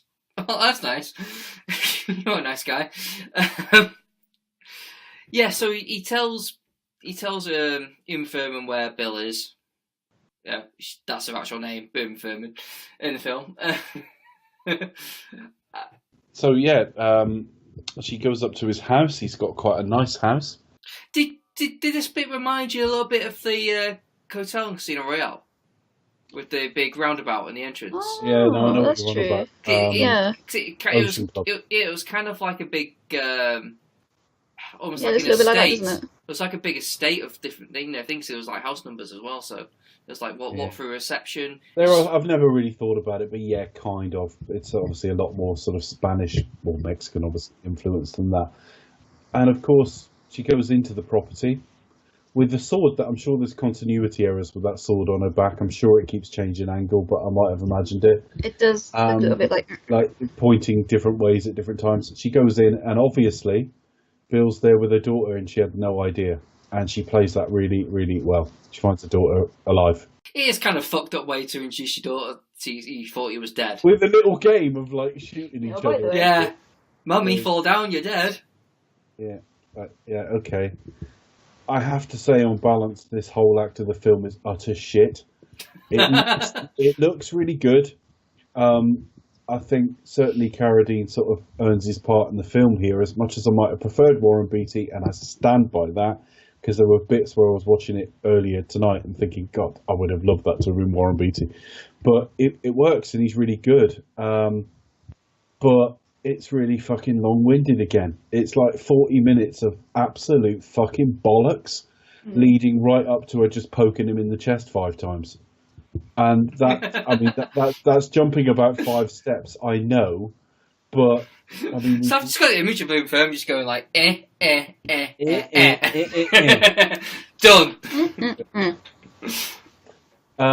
Yeah, they put BB to bed, and I don't know what point he's trying to make, because Tarantino, because... well, they have a talk about like a goldfish being dead on the floor, not flapping on the floor. It's so fucking what? And then he puts her to bed, and they watch fucking Shogun Assassin, which is pretty good, by the way. That's another film that is worth checking out. Definitely. But like, I don't know what point you're trying to make there. I mean, I know Tarantino's got it in his head that like people of any age should watch anything, like young kids should watch his films and stuff.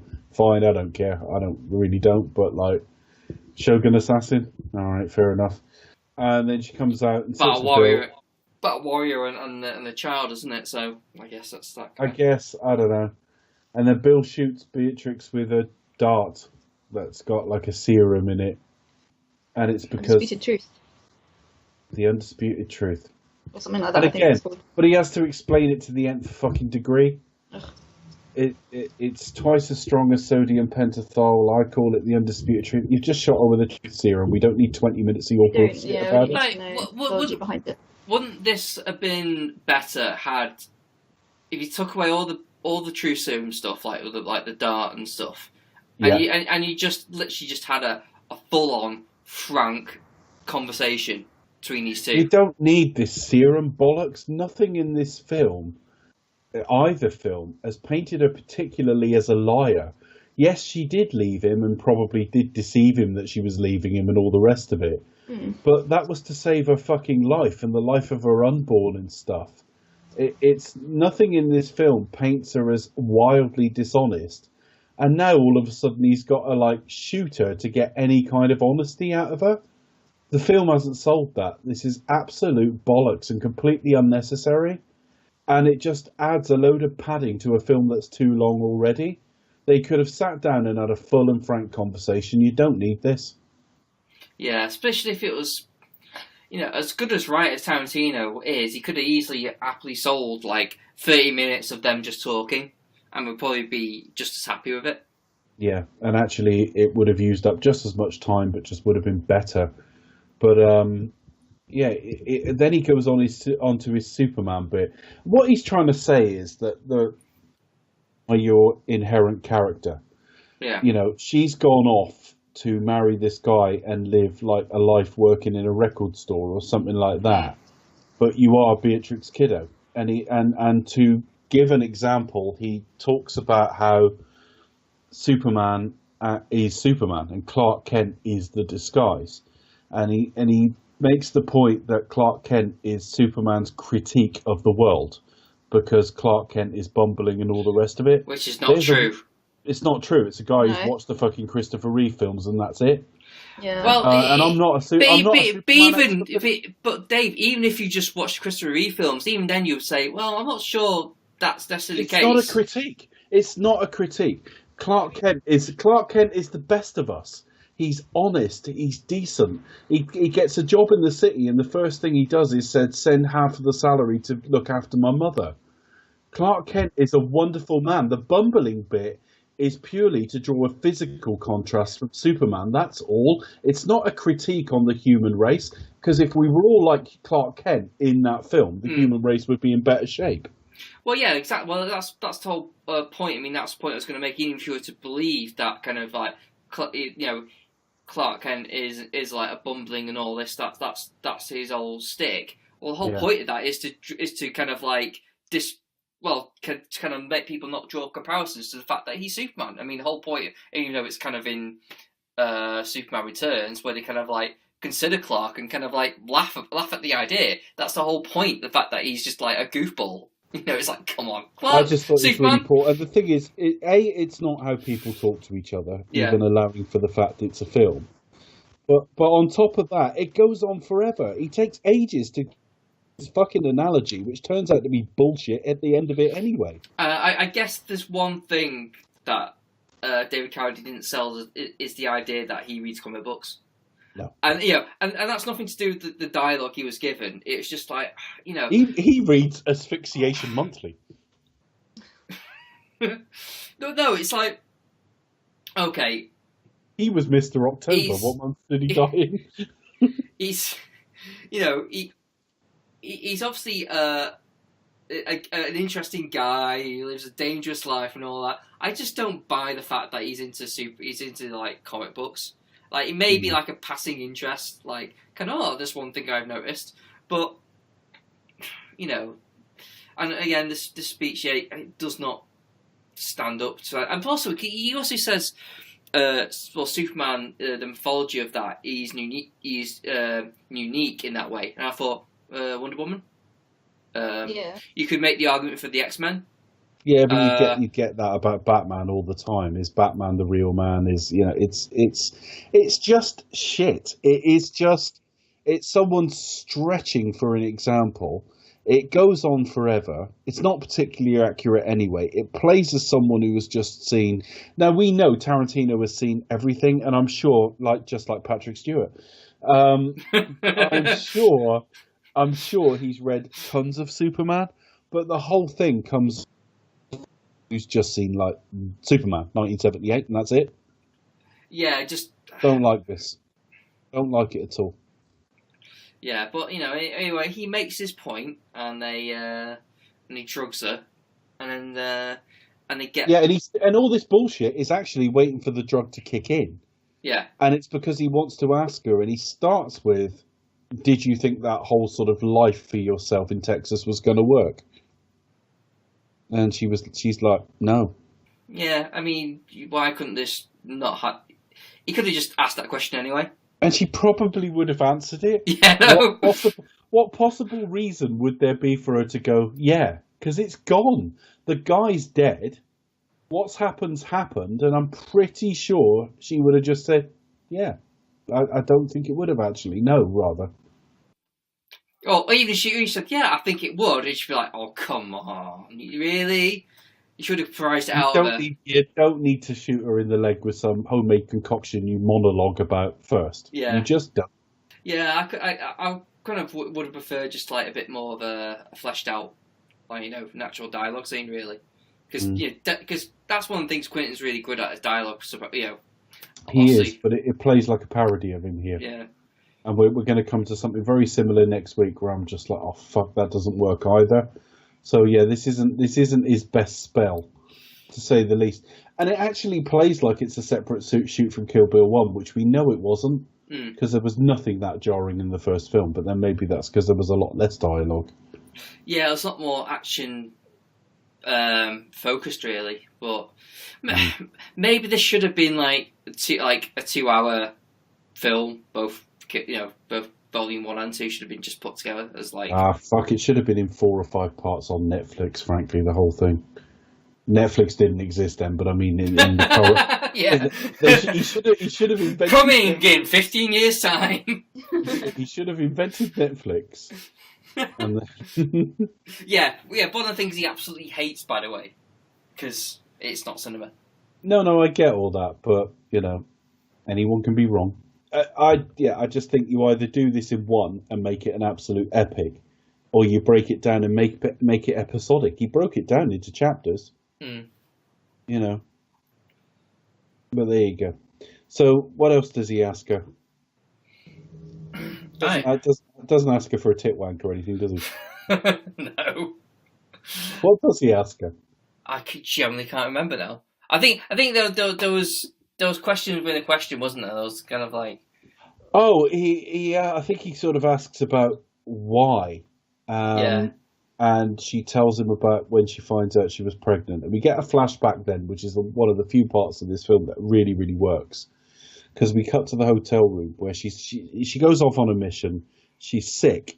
She explains that she like threw up and all the rest of it on the way there. So she starts thinking about pregnancy. So she's in the hotel room. She finds out she's pregnant just as like an assassin turns up at the door pretending to be like the hotel manager or something. First off, I love the fucking way she kicks the door shut. That sort of spin she does on it. But I just love the fact that they're there, 2 young women with guns on each other, and one is trying to look at a pregnancy test to verify what the other is saying, whilst not losing their gun on each other. But she doesn't understand what the result of the test is telling her. Yeah. So it's like, well, look it on the packet. I like that. It's one of the few bits of the film that works. I mean, again, it's a flashback scene that I think is completely unnecessary, because it's like, well, you just explain it in 2 lines of dialogue.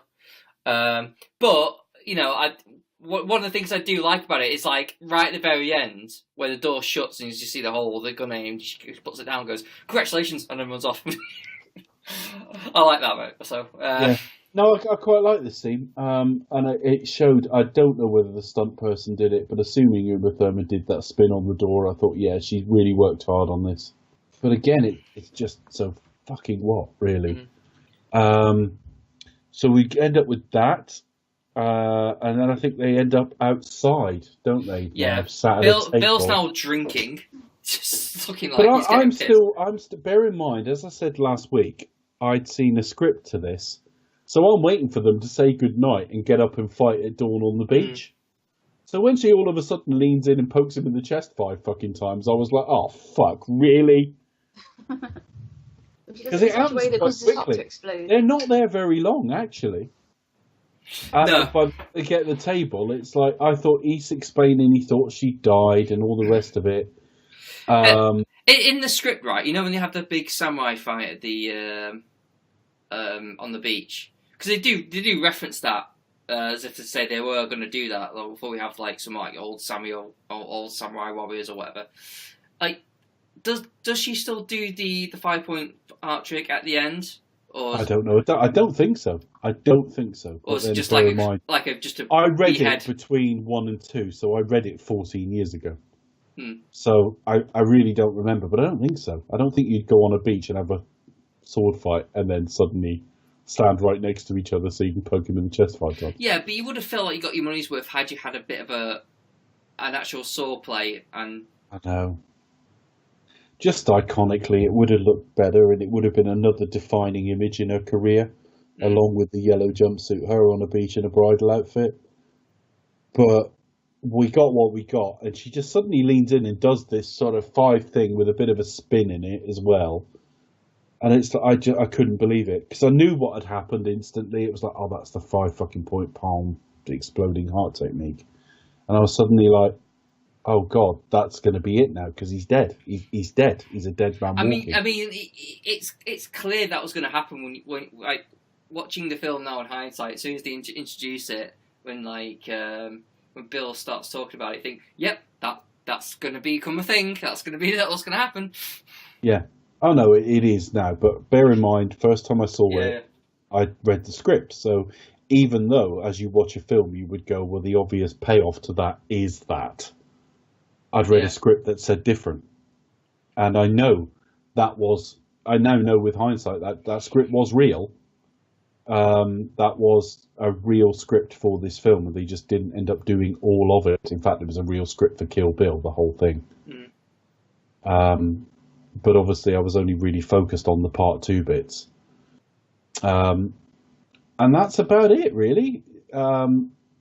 He makes peace with her, gets up, walks. I think the whole point is you die after 5 steps, which he does. And that's it. And then falls down, and we get a big ending with well, we BB. get a double ending. We get a double ender. No, we get a double. We get a double ending, don't we? We get BB. Bill and Beatrix. We get BB, which is I never thought of that. You're absolutely right. We get her the next morning in a hotel room crying, and then which way round is it? We get Malagueira Salarosa first, and then we get Goodnight Moon, don't we? That sounds right. Both brilliant. Which says something about this film, that my favourite bit is the end of it. Right at the end, yeah. But it isn't that kind of, oh, my favourite bit was when it ended. I don't mean it like that. I just mean, literally, my favourite bit is the 2 fucking credit sequences at the end. Just because they are well done. It's not because it's finished, it's because I like both songs. And I like the editing of all of it. And I like the fact that it makes the film we've just seen feel more epic than it is, and it ties it to the first one. Yeah. It treats Kill Bill as one film. So all the credits have got the crazy 88 in there and everything. Love it.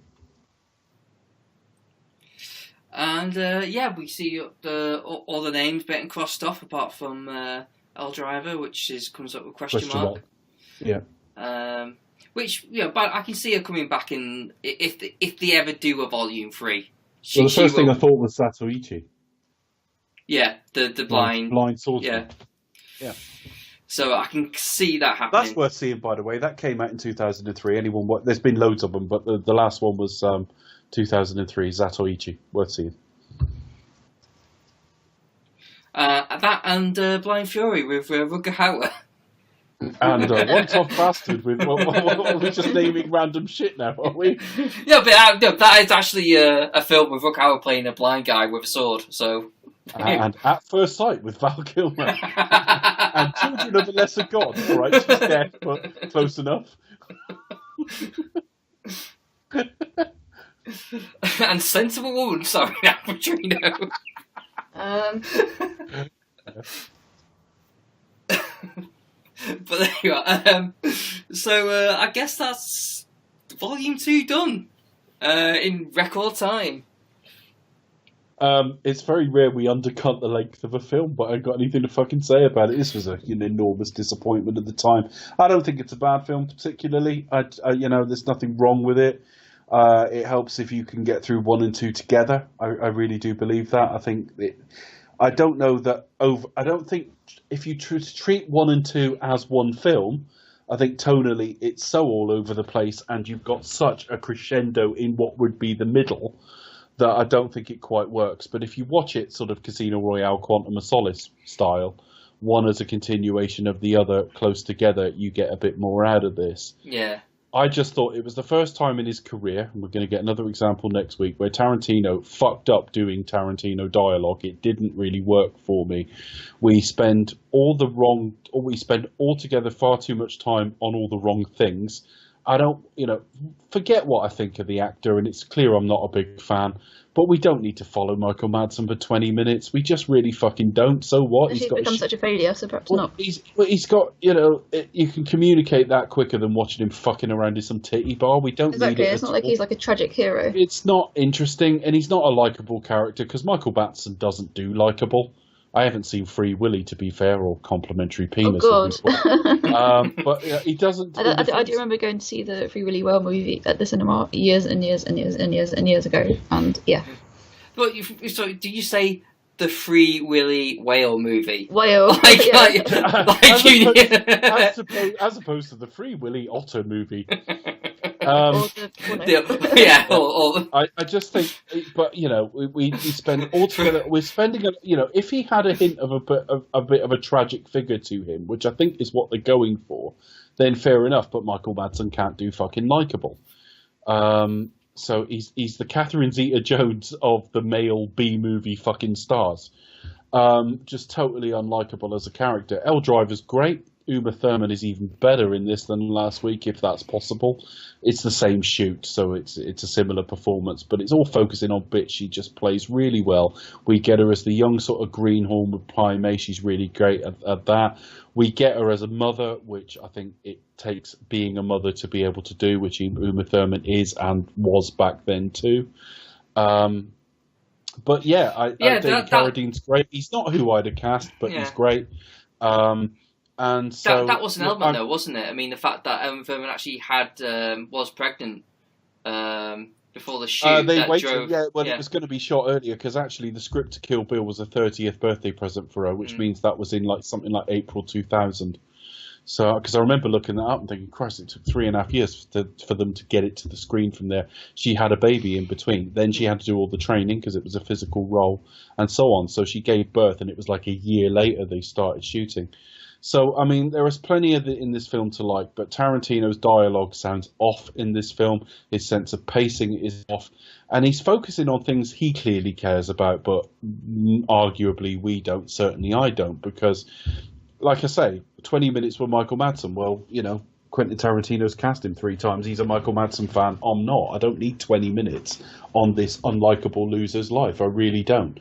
And when we finally get to Bill, which should be this epic showdown, they waste time on silly things like fucking some sodium pentothal fucking stand-in, and talking about Shogun assassins, and talking about fucking getting Superman wrong, and a whole fucking anecdote about a bloody goldfish. I don't care.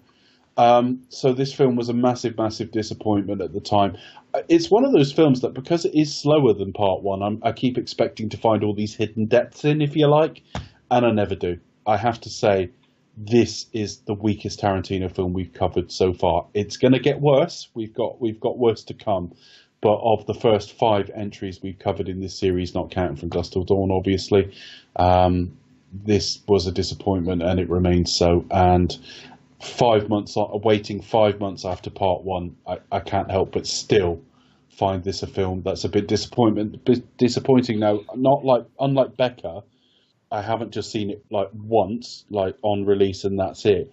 But I've probably seen Kill Bill, the first one, maybe 4 or 5 times as much. So yeah, disappointing. Yeah, I kind of think Tarantino knew the first one was more sellable. So I think maybe when it came to making this, maybe he put less, should we say, maybe subconsciously put less effort into it, and kind of just and maybe kind of fleshed it out a bit more than it needs to be to kind of try and make it more of a film. I don't know. I don't know what happened with this, but I say I think it's gotten. It's improved for me with further watches, though I do agree with what Dave is saying. I would rather Kill Bill be one cohesive film. At least I'd rather see the whole bloody affair. You know, I mean, I understand maybe splitting the two films, or as an experiment maybe. But then, yeah, I don't know why he hasn't just released it as just one big feature length thing now. You know, I mean, how long has it been? So, yeah, maybe that would work. But I agree with Dave. Yeah, I think it works better as a back-to-back watch with Volume 1. But yeah, as I said before, it's got its flaws. It's unsatisfying because it doesn't sort of build on some of the promises that are in Volume 1. But her and Bill should have been epic. Hmm. And I don't necessarily mean in length scale. I'm not quite sure what I mean by the word epic in this context, actually. But Yeah, what we got was just like so fucking what? Yeah, after all of that. I mean, to be honest, I don't even mind the fact that it went down the way it did. I mean, but had there like been something between that, like, let's just say, they had a fight halfway through the film, you know, hypothetically, like, and nothing became of it. You wouldn't feel cheated had that happened at the end because you still, we had a fight elsewhere, and there would have been maybe if there was the die that was better. Like, at the end, you know, between the two, it would have felt a little bit more like we saw a battle of words rather than swords. And then, you know, do you know what I mean? So maybe that would have probably worked better. I just think, yeah, I don't think the film kind of backed up on its promise so much. But hey-ho, there's stuff in it that I like, so there you are. Becca. Yeah, I can't really do much more than echo you guys. I mean, you know, I do agree with kind of what you said, but I think I did enjoy the first one more. Having watched this one again, like you said, you do want to look for the sort of little hidden gems. I mean, there are some to be found, but just not as much as in the first film. As you said earlier, this is more of the Shaw Brothers homage with the training sequence. And the two songs at the end, obviously, and the Pai Mei character. She didn't even drink any eggs. Rubbish. Just shocking. She ran up steps, though. Yeah, ran up a lot of steps and didn't quite manage to punch herself out of that coffin. That's another story. Yeah, I think had this film, obviously now it's a trend with films to be chopped into half, or three quarters, or however which way the director wants to chop it up. I think had this particular been like one overarching 3.5 hour epic, then it may have been better. But yeah, because it's been sliced into two films, and the second one does fall down slightly, and perhaps for me personally, didn't live up to the hype. But still, I mean, Kill Bill is, you know, it's a story that that Tarantino needs to tell, and you know he is working his way through the genres. And you can tell he's a big fan of Asian sort of and like in Kung Fu cinema, for example, as well. So that's really clear to see, and it's worthwhile, you know, entry, and it's, you know, he puts his stamp right on it. But for me, sadly, I was sort of let down by the second half of this epic saga. Damn you, Quentin! Shakes fist. It's certainly more experimental, isn't it? This one. Yes, I would say it's kind of more. He'll put like his own spin on it. But yeah, I can tell maybe that his heart might not be in it as much as it was the first time round. I mean, despite the stylistic choices that he goes with. Yeah. I kind of get the impression that he doesn't. Maybe it is, I don't know. But his heart just isn't in it as much. He struggled with soundtrack for a long time with it. It was the overarching theme of the delay that he couldn't get the soundtrack as he wanted it. No. And there just comes a point where you've got to put it out, you know what I mean? And I almost felt when I went to see it, it was like they just got to a point where I was like, I'll fucking put it out. Its heart can't have been in it any less overall because it was the same shoot. But I just think struggling with it in post-production, I do wonder if he just got to a point that's like, I've got to put this out. And maybe he never quite got it to where he wanted it to be. So maybe if he like left it like for a year and then and finished it properly, it may have turned out better. Leave it 3 years, pick up with The Bride on Hoth. Yeah. What, David? That's where it's going to go. No, that's Roth. David is Roth. Pick up with the bride on. No, I was thinking Hasselhoff for a second. On the Oh, the Hoth. Hoth, not the Hoth. The Hoth. Yeah. God, if he doesn't drop dead now. I've been looking for freedom. The whole cast of everything we mentioned don't die the moment we mention them, honestly. But I know they don't, but I'm just paranoid now. This Hoth's a legend. Yeah.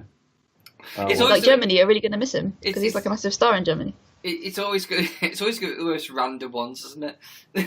Yeah. I love the fact that, like, I heard he was a huge star in Germany about 20 years ago, right? He still is. And now we repeat it constantly that he is, and I've got no idea if that's still the case. I think it might be, you know. I mean, that's like saying Chesney Hawkes is a big star here. It's like, well, he was. We all know that's not a fact. Yeah, but it was for a couple was of years ago. 1990. I should ask the German friends that I have and see what they German say. friend. Cool. Well, when I worked in financial services, I say ex-colleagues, when I worked in financial services, preparing work that would be sent to the German market. You were a loan shark. No. So okay, so Did you break anyone's thumb? No, I worked in an office. Did you? so Did you send anyone out to break anyone's thumb? No. Sadly not. Have we just learned something new about Becca? Like she used to work Break in people's German. thumbs. Fun fact about me, things I will not tell anybody, but I'll gradually reveal. Well, no, I mean, back to your actual original point. I don't know. I mean, had everything worked properly, it would have come out in February. Yeah. And I feel like they struggled with it for a while, and and that didn't get pushed back in one hit. It got pushed back incrementally. Like, then it was March for a bit, then it was April for a bit, and suddenly it was May. It wasn't like, it was almost like eventually they went, put it out.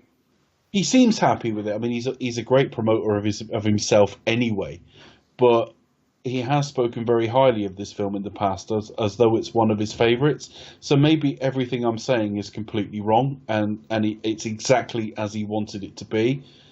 But it's the first time I thought, this isn't quite working. And when I remember a torturous post-production, it doesn't surprise me the end result doesn't really work.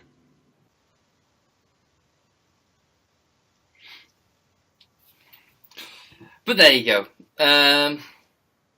So that's Kill Bill Volume 2, guys. At last, at long last. Still, at least we got a classic next week. What with Grindhouse? It's my preference out of the two. What? Just What? in terms of like goriness. What are you on about? Well, I prefer.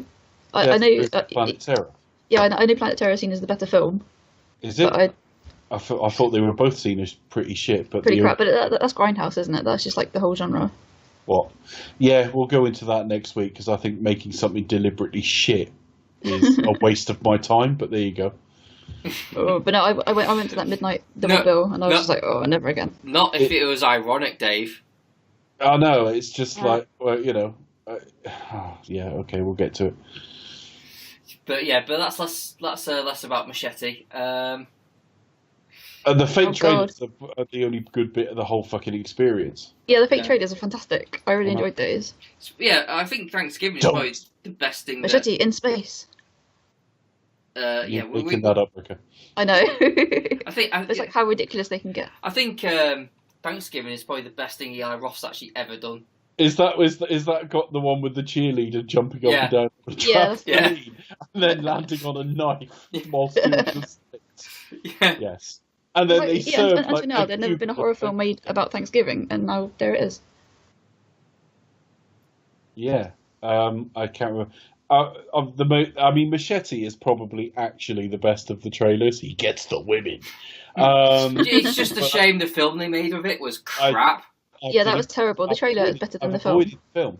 I've deliberately avoided the film on that basis. That, like, I'll just remember that trailer. You know, I the did- trailer's gonna be better. I did like Werewolf Women of the SS Yeah. as an idea, but yeah, That was a bit crazy. the trailers are all great and we remember them. I mean, I'm going to because I watched it yesterday, but like I could have named the trailers 6 months ago from something I haven't seen for like 8 years. because they really do stand out. They're really memorable. The film's bloody awful though, but at least there, in its defence, I do think it's a fucking waste of my time to do it. But at least they were trying to do an homage to a genre, and the fact that that genre is complete fucking bollocks doesn't actually, I suppose, negate the exercise totally. The film we watched tonight's disappointed me, to be honest. I was a bit bored by it. I struggled to get through it. It's too long.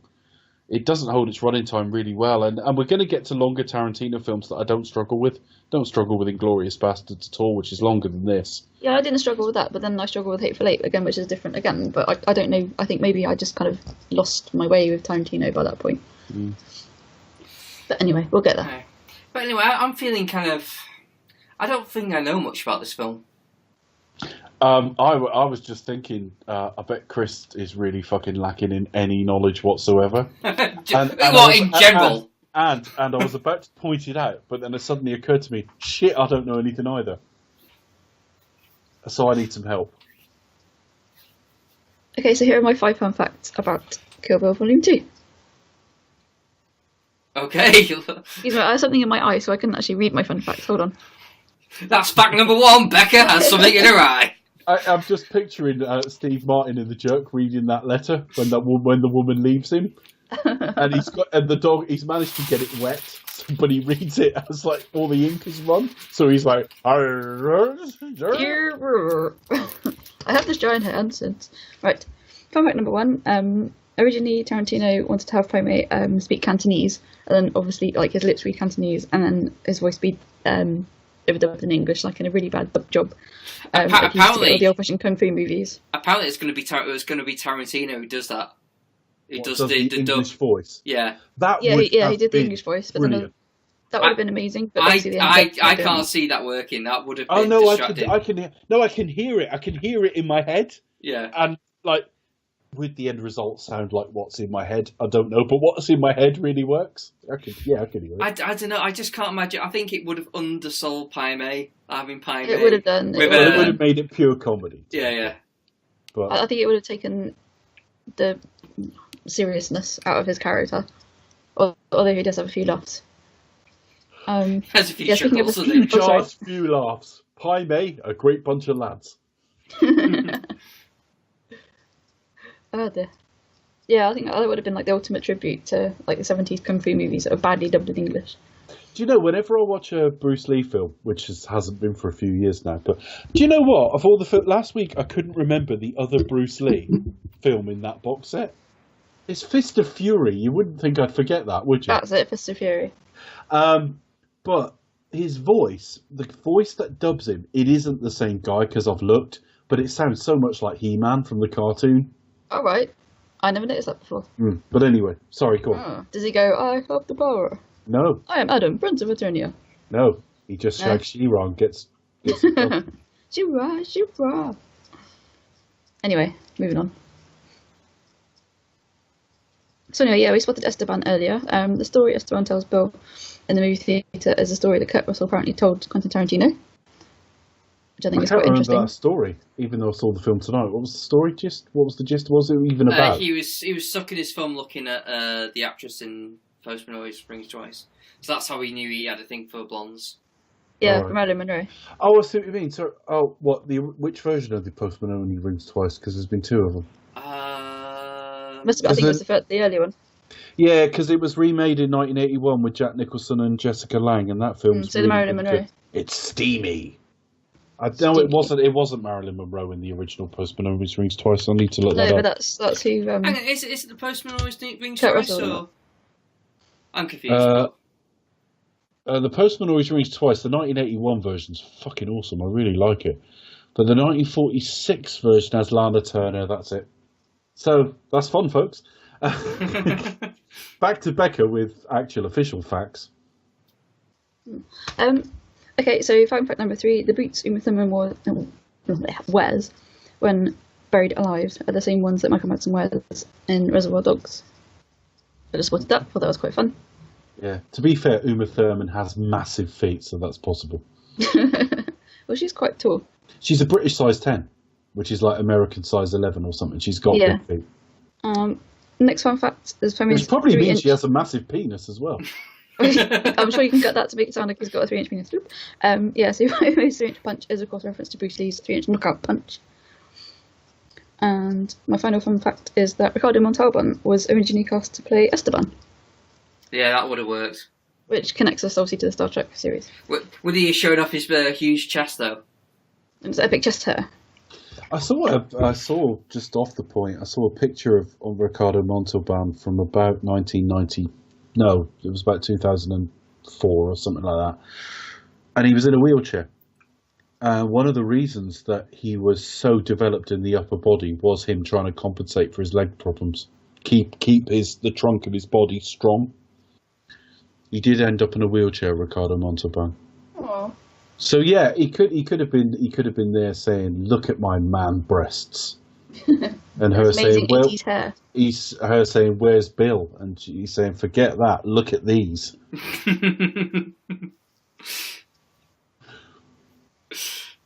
I want Kirk all to myself.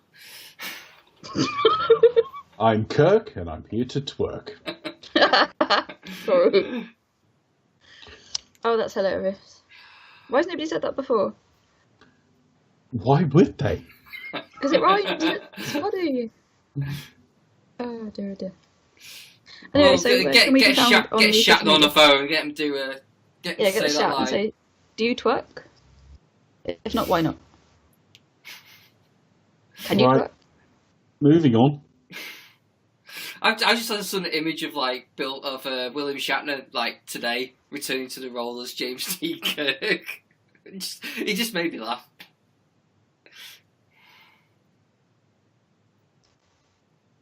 I'll put tumbleweeds in on the edit.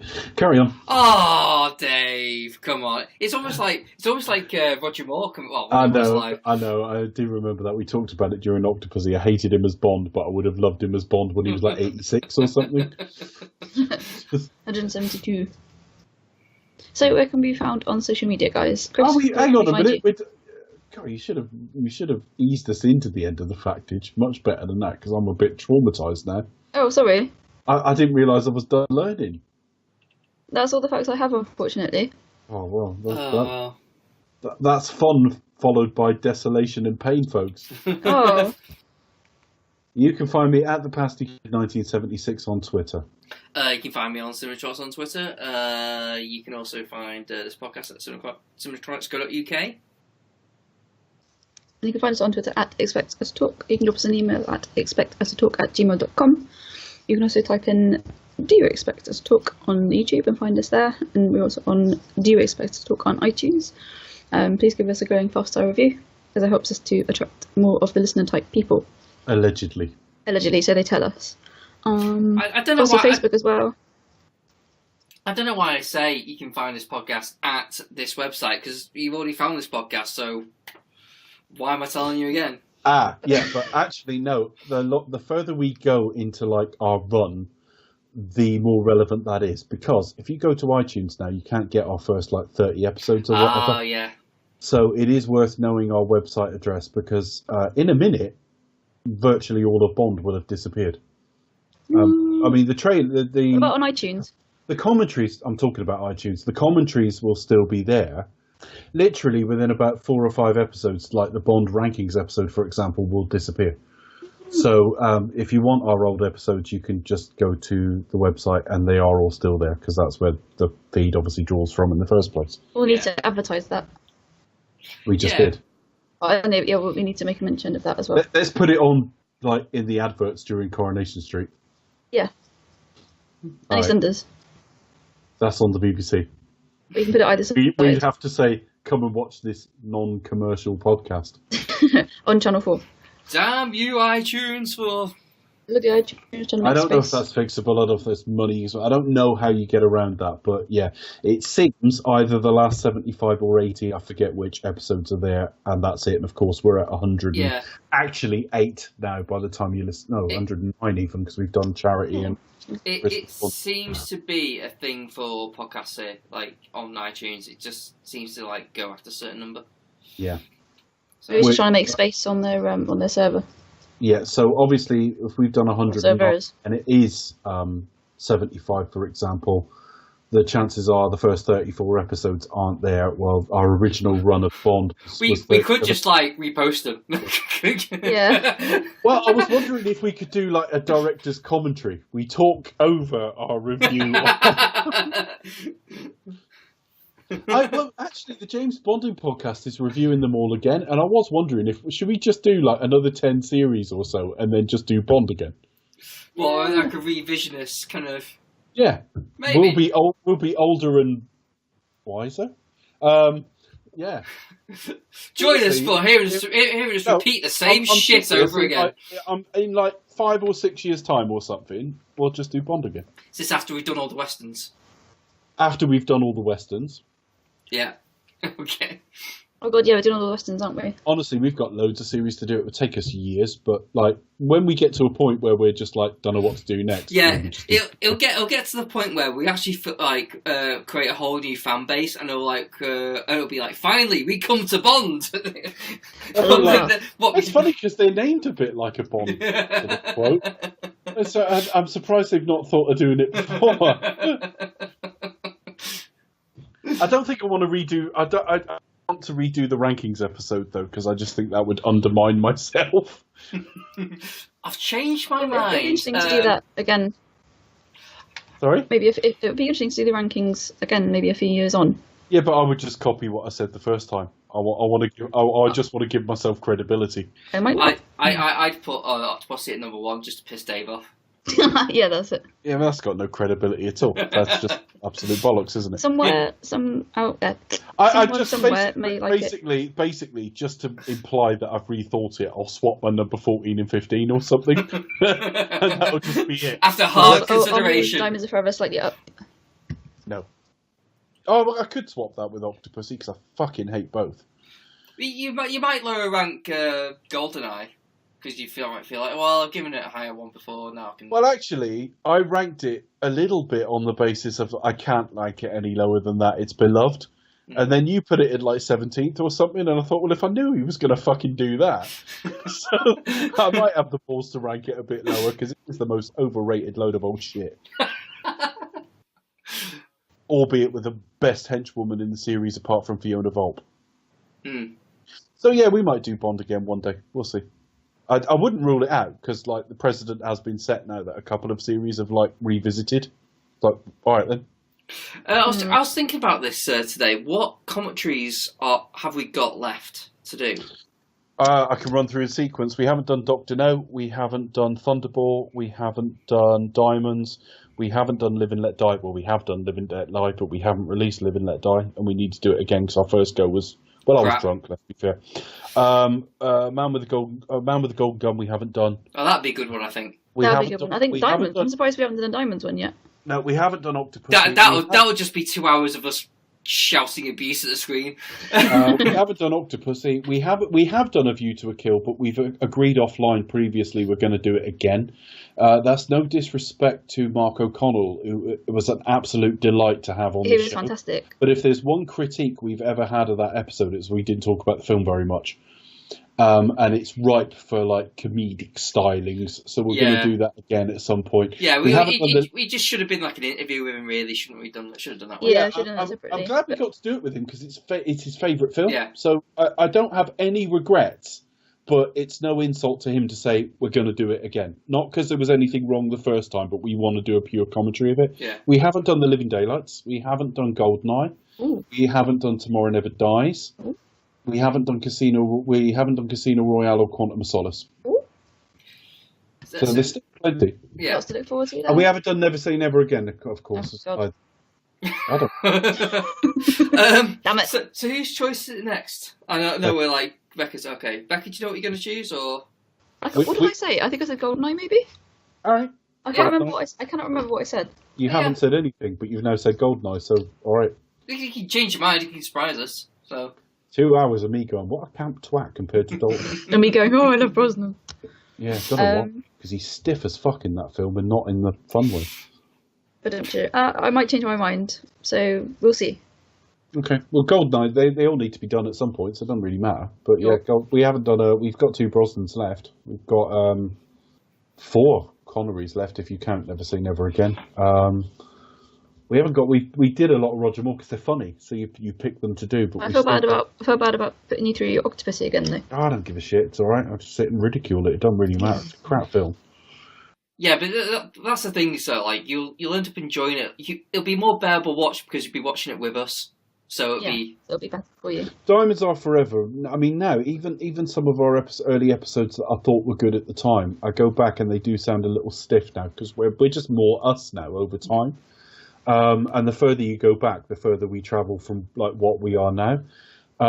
Diamonds Are Forever is our first fucking bona fide classic episode. And the thing is, I always thought Majesty's was, but when I listen back to it, we're trying too hard. Diamonds Are Forever is the first one where I went, it's fucking bollocks. Everyone fell about laughing. We totally relaxed and then ripped it a new arsehole for 2 hours. And we've never been the same since. That episode changed what this podcast is, and it's because we ripped it for 2 hours. And then just thought, fuck it, let's put that out. There is not a film in the series I'm not happy to watch. Octopussy is the one I find hardest to watch because I get bored with it. But there's not a film in the series I'm unhappy to watch, and there's not a film in the series I wouldn't actually look forward to. I'm really glad we put the Bond commentaries between series. I can't wait to do the next one, whatever it is. I really love getting to it's Bond commentary time. Love it. Yeah. There is a possibility, and only a possibility, we may do Moonraker again at some point as well, only on the basis that we lost like about 45 minutes of Chris's audio. So we may do that again, but if we did, that would be really late in the day because the end episode's not bad, but we'll definitely redo A View to a Kill. Do you know the every time we come up to one, I'm thinking, do we hold a few Connery back because he's getting old? Because we had a Roger Moore episode ready to go when Roger died. And he passed away, so... I don't want to finish all of Sean Connery's and then he dies. It's like, we'll just commentate on now as the fucking tribute episode. So maybe get the non-Connerys out of the way. No, I mean, there's about 4 episodes to go, as long as you don't do them all. I mean, Dr. No is still there. Thunder's still there. Diamonds is still there, although I don't think... Hypothetically, if you could time it right, not that you ever want to, but what would be like your go-to chosen commentary to salute? Well, you'd have to say from what we've got left, wouldn't you? So Dr. No. Well, the first thought's Dr. No because it's the first, and actually it's probably my favourite of his performances. But then the peak of the series in terms of like grosses and certainly in the US paid admissions and stuff was Thunderball. So I mean, either of those would do. I wouldn't want him to die, and then it's like to pay tribute to him. Diamonds Are Forever, and he's looking like fat, bored. I mean, look. We could always just go like, as a tribute, we could just do like Goldfinger again or something, can't we? We'll just do whatever. Yeah, it's the same episode, but we'll feign tears.